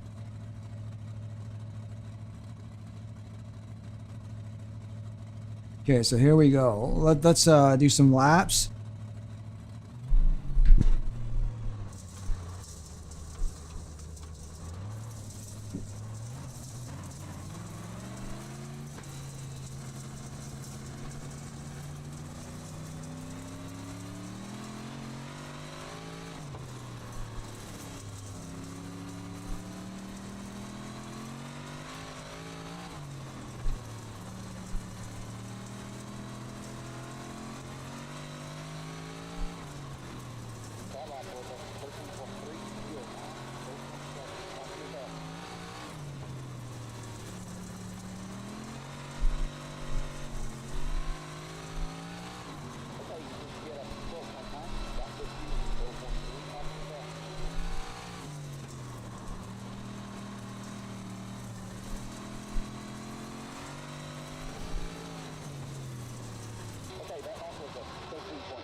Yeah, we're not feeling nothing there. We're not feeling nothing there. So it's time to up it. So we'll go in 5s.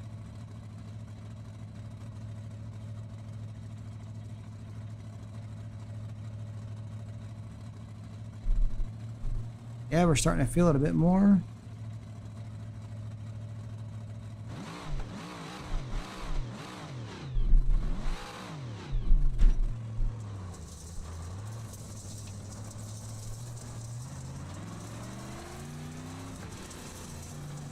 What I like is I can control everything better with IRFFB.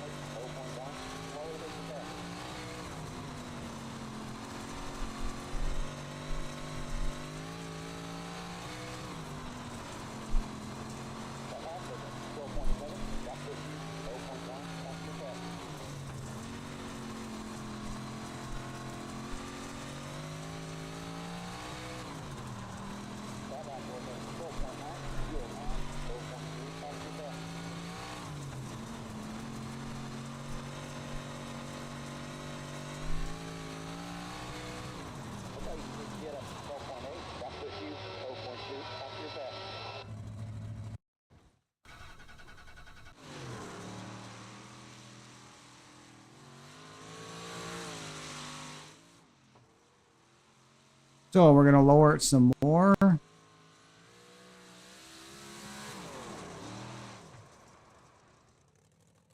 We'll lower it to 20.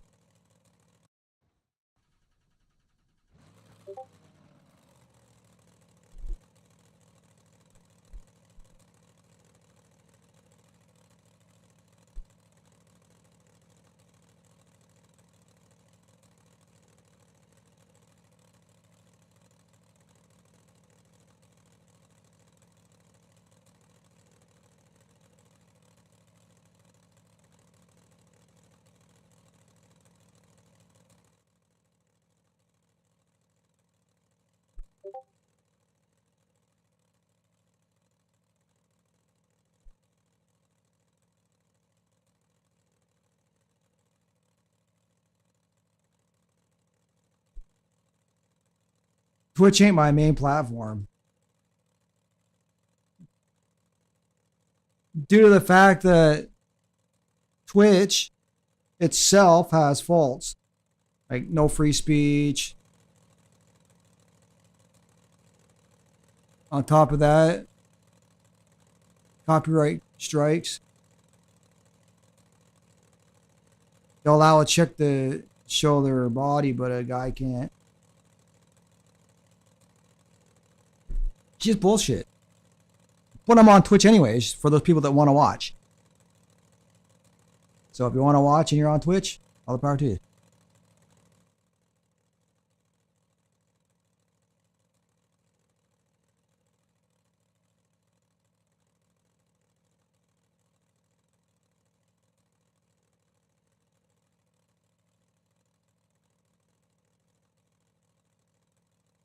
Anyhow, back to setting up my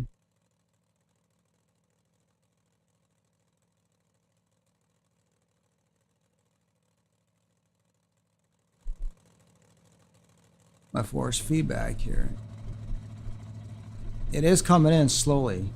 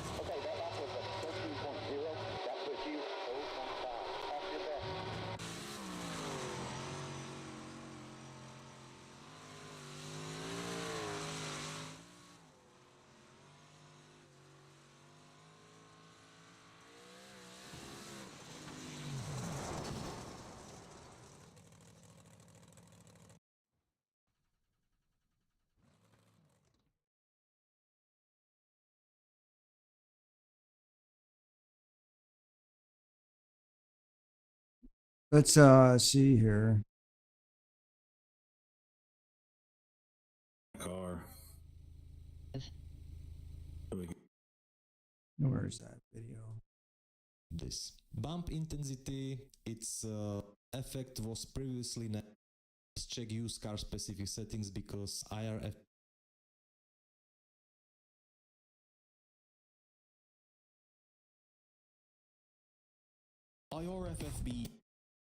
and React is downloaded, open the file. Then we want to go through the normal IRFFB like VJoy link device, which in my case is going to be the belt driven V2.5 Club Sport wheelbase from Fanatec. For our force feedback type, because we downloaded VJoy and we want that minimized, completely personal to you, but for me, I personally have them ticked. So minimum force for me, again, personally, I have to 0. Max force, I have at 38. Just be careful with this because more is less and less is more. So it actually works backwards to how you might think it is. So the higher the number, the less force. The lower the number, the more force. Damping. And I think you switched that in the new version because I'm lowering it now and it's becoming more force. I have set to 5. And then suspension bumps, 35, understeer, 30, understeer. Oh, he's dampening is set to 5? People...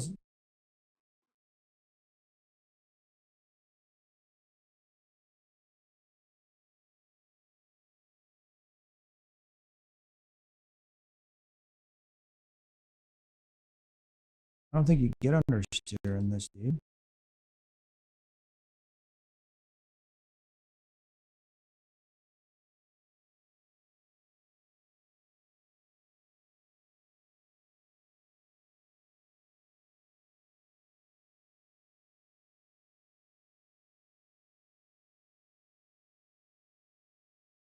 Offset is basically the amount of time from when the car starts to understeer to when you feel it. I have 0. SOP is seat of your pants effect. It's going to be more oversteer.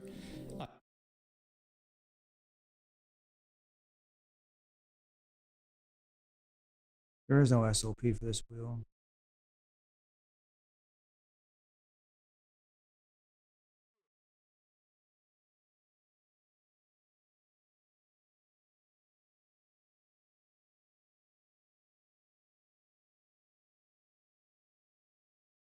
What's his effect timing set? Does he even have one? Some of these settings are different for my wheel. I have set to 30 also, and SOP offset I have set to 0. These are personally my preferences when it comes to IR.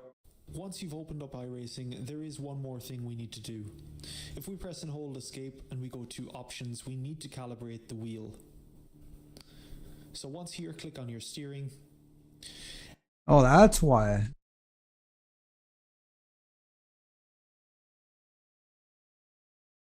Let's calibrate it.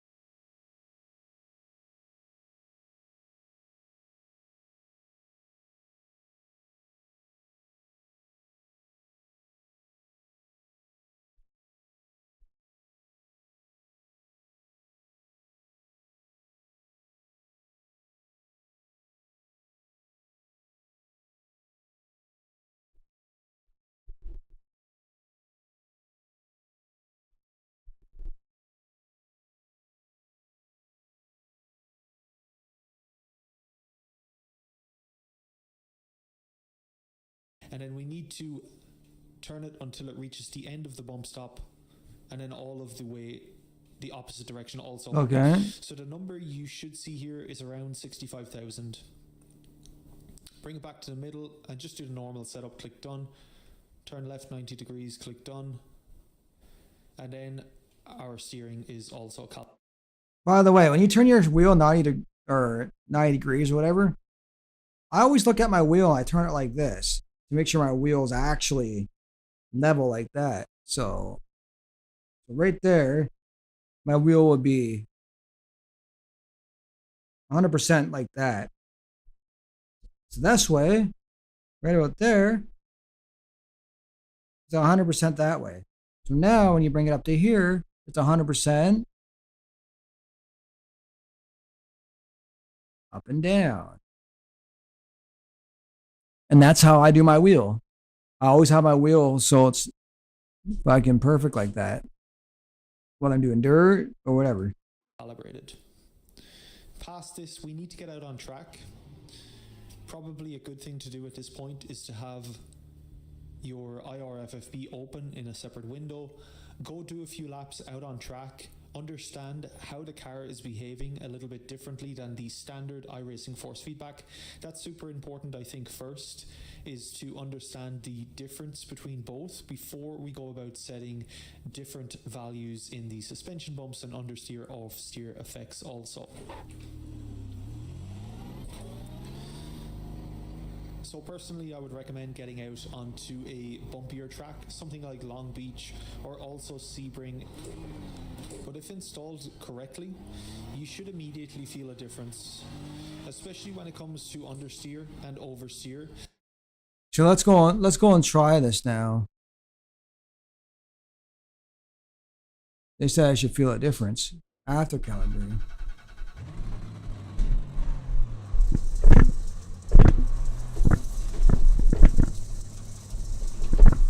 Holy fuck, is there ever a difference? They are correct about one thing.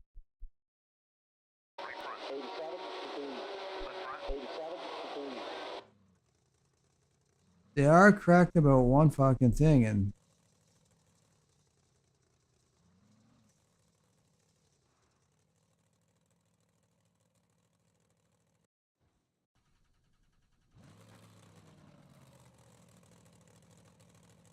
that this thing here is fucking, where'd it go now?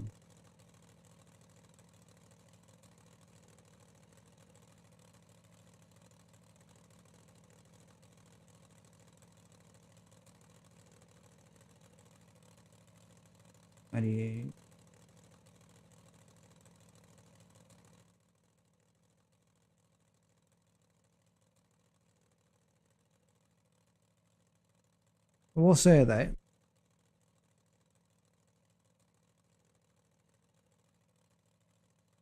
Let's try that.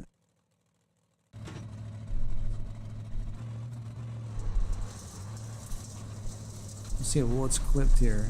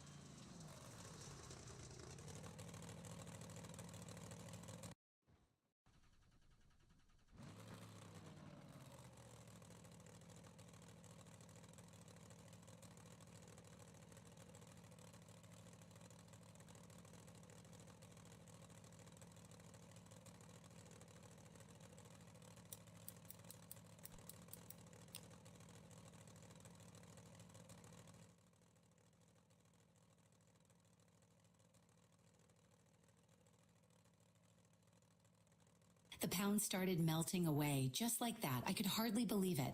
I felt like a completely new person. I was fitting into my old... What's going on, everybody? It is a Ramp with Ramsky Gaming, and we are...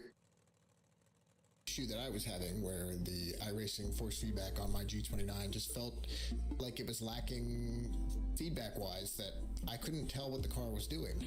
So after researching a little bit and wondering why this was, I learned that basically iRacing only outputs what a real life wheel would feel like when you're in a car.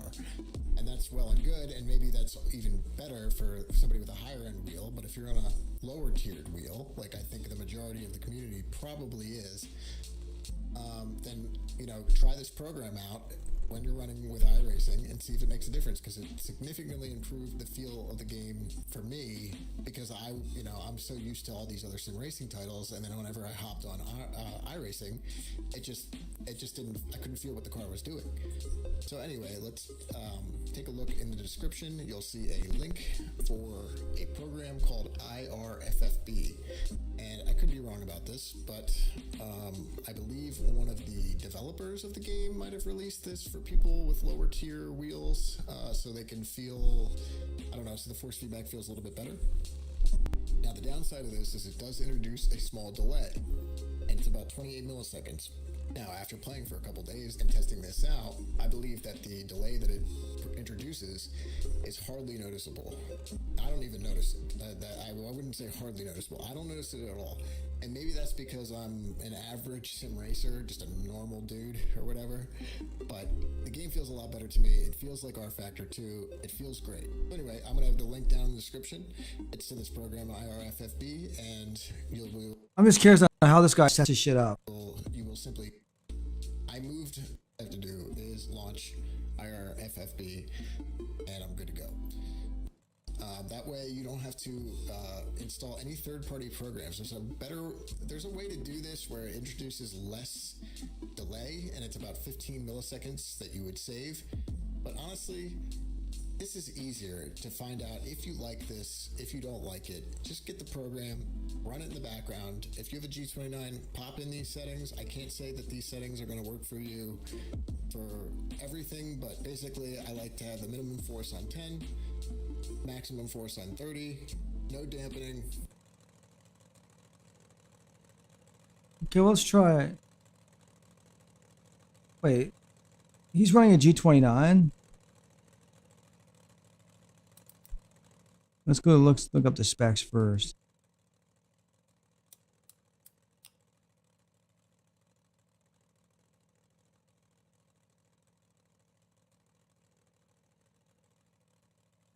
Oh, it's 2.1. Okay, so it's less than mine. Mine's a 3.2.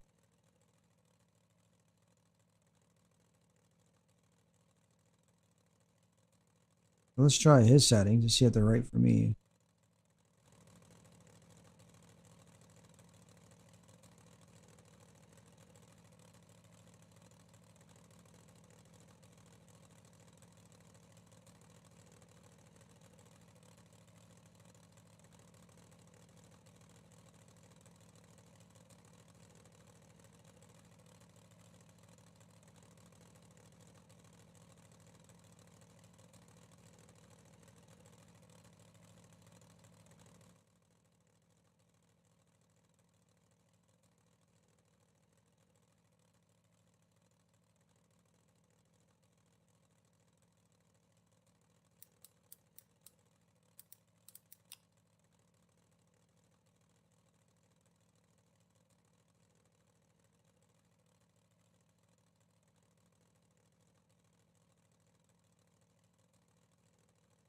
It's close enough.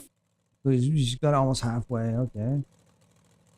Suspension bumps, I've been messing with this quite a bit. You could try, I tried 50, that felt pretty good. I tried it on 70, that might be a little bit much. I guess maybe it's more track dependent.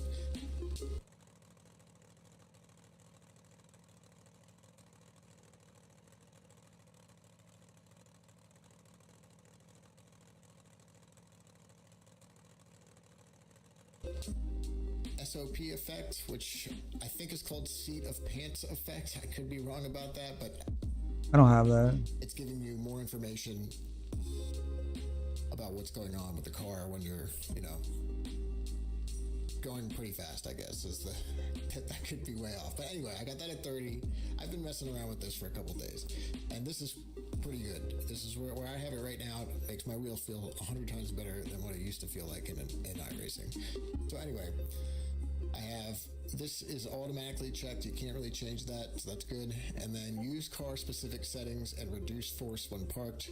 I have all of that. And then all you have to do when you get into the game is uncheck force feedback and leave this program running in the background, and it will fully use this information from this program to tell you your wheel how to react, essentially.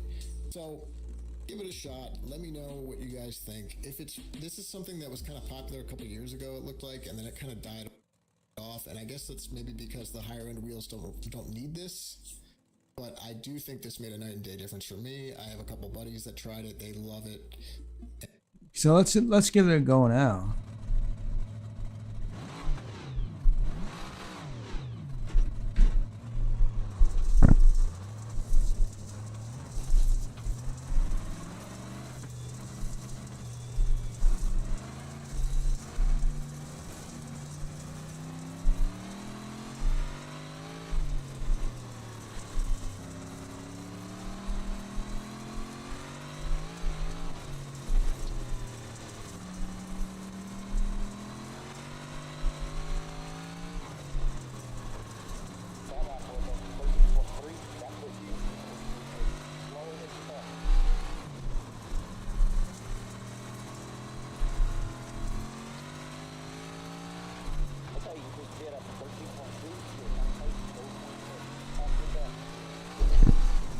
Oh, I could feel that motherfucker.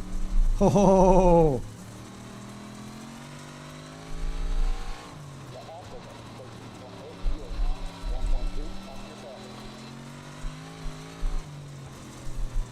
It's a beautiful wheel drive, but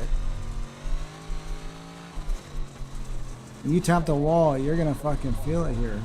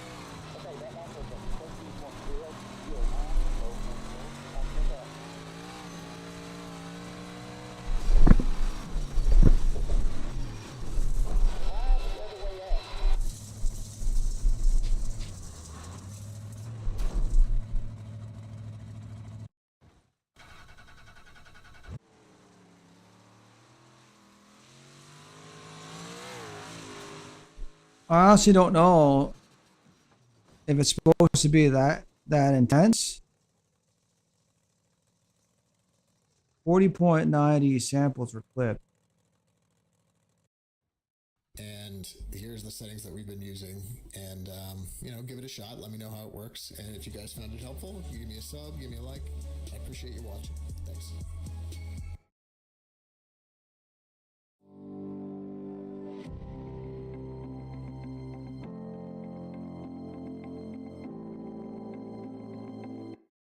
How's it going, everybody? It is Ramp with Rampski Gaming, and it's different from the original video that I released. So these settings still work on 360 hertz interpolated settings. The difference is that I installed VJoy to remove any kind of delay that I was getting, but as far as installing VJoy, I'm not sure I would recommend that yet, because I have to disable VJoy in my device manager and restart my computer if I want to play another sim racing game without VJoy completely just messing my controls up. If you can tolerate the delay and you're using 360 hertz interpolated settings, I would just stick with that, and then you don't have to mess with anything when you change games. But if you guys want a video on that, just put a comment in the bottom there, and I'll make a video on installing VJoy if it's necessary.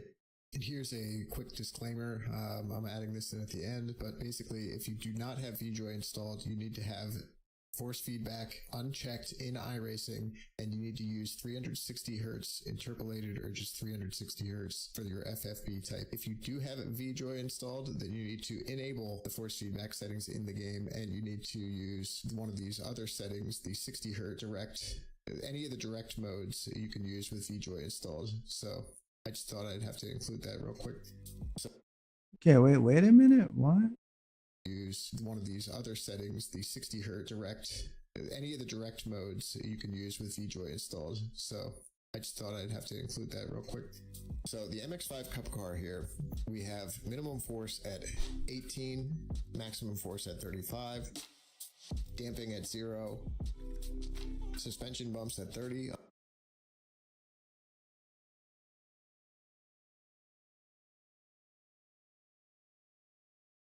Okay, I think I'm gonna be back on later on. Everybody, thanks for tuning in.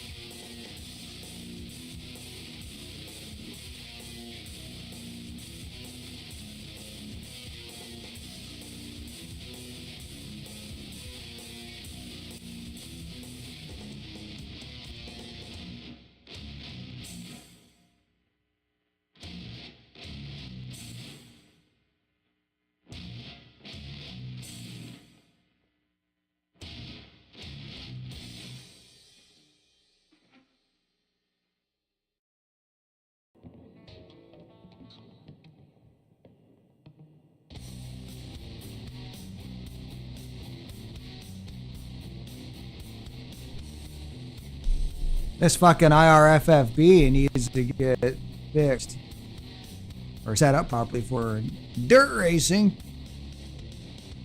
Fucking A.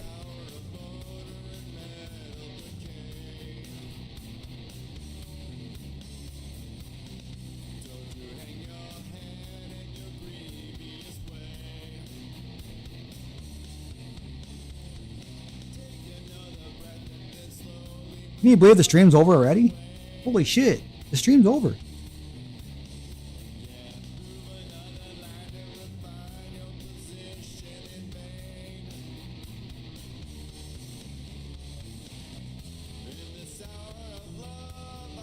Fucking 5 hours of streaming, everybody.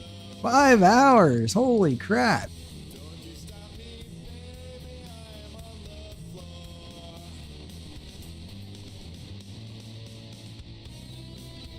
Fiddling with this new wheel is something, as I just got it yesterday.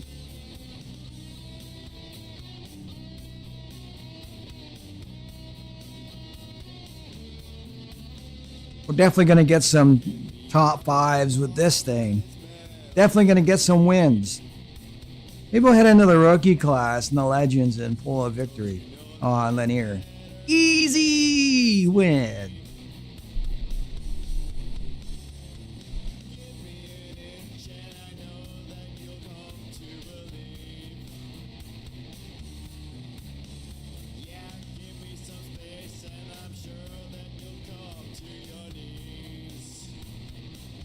Bon voyage.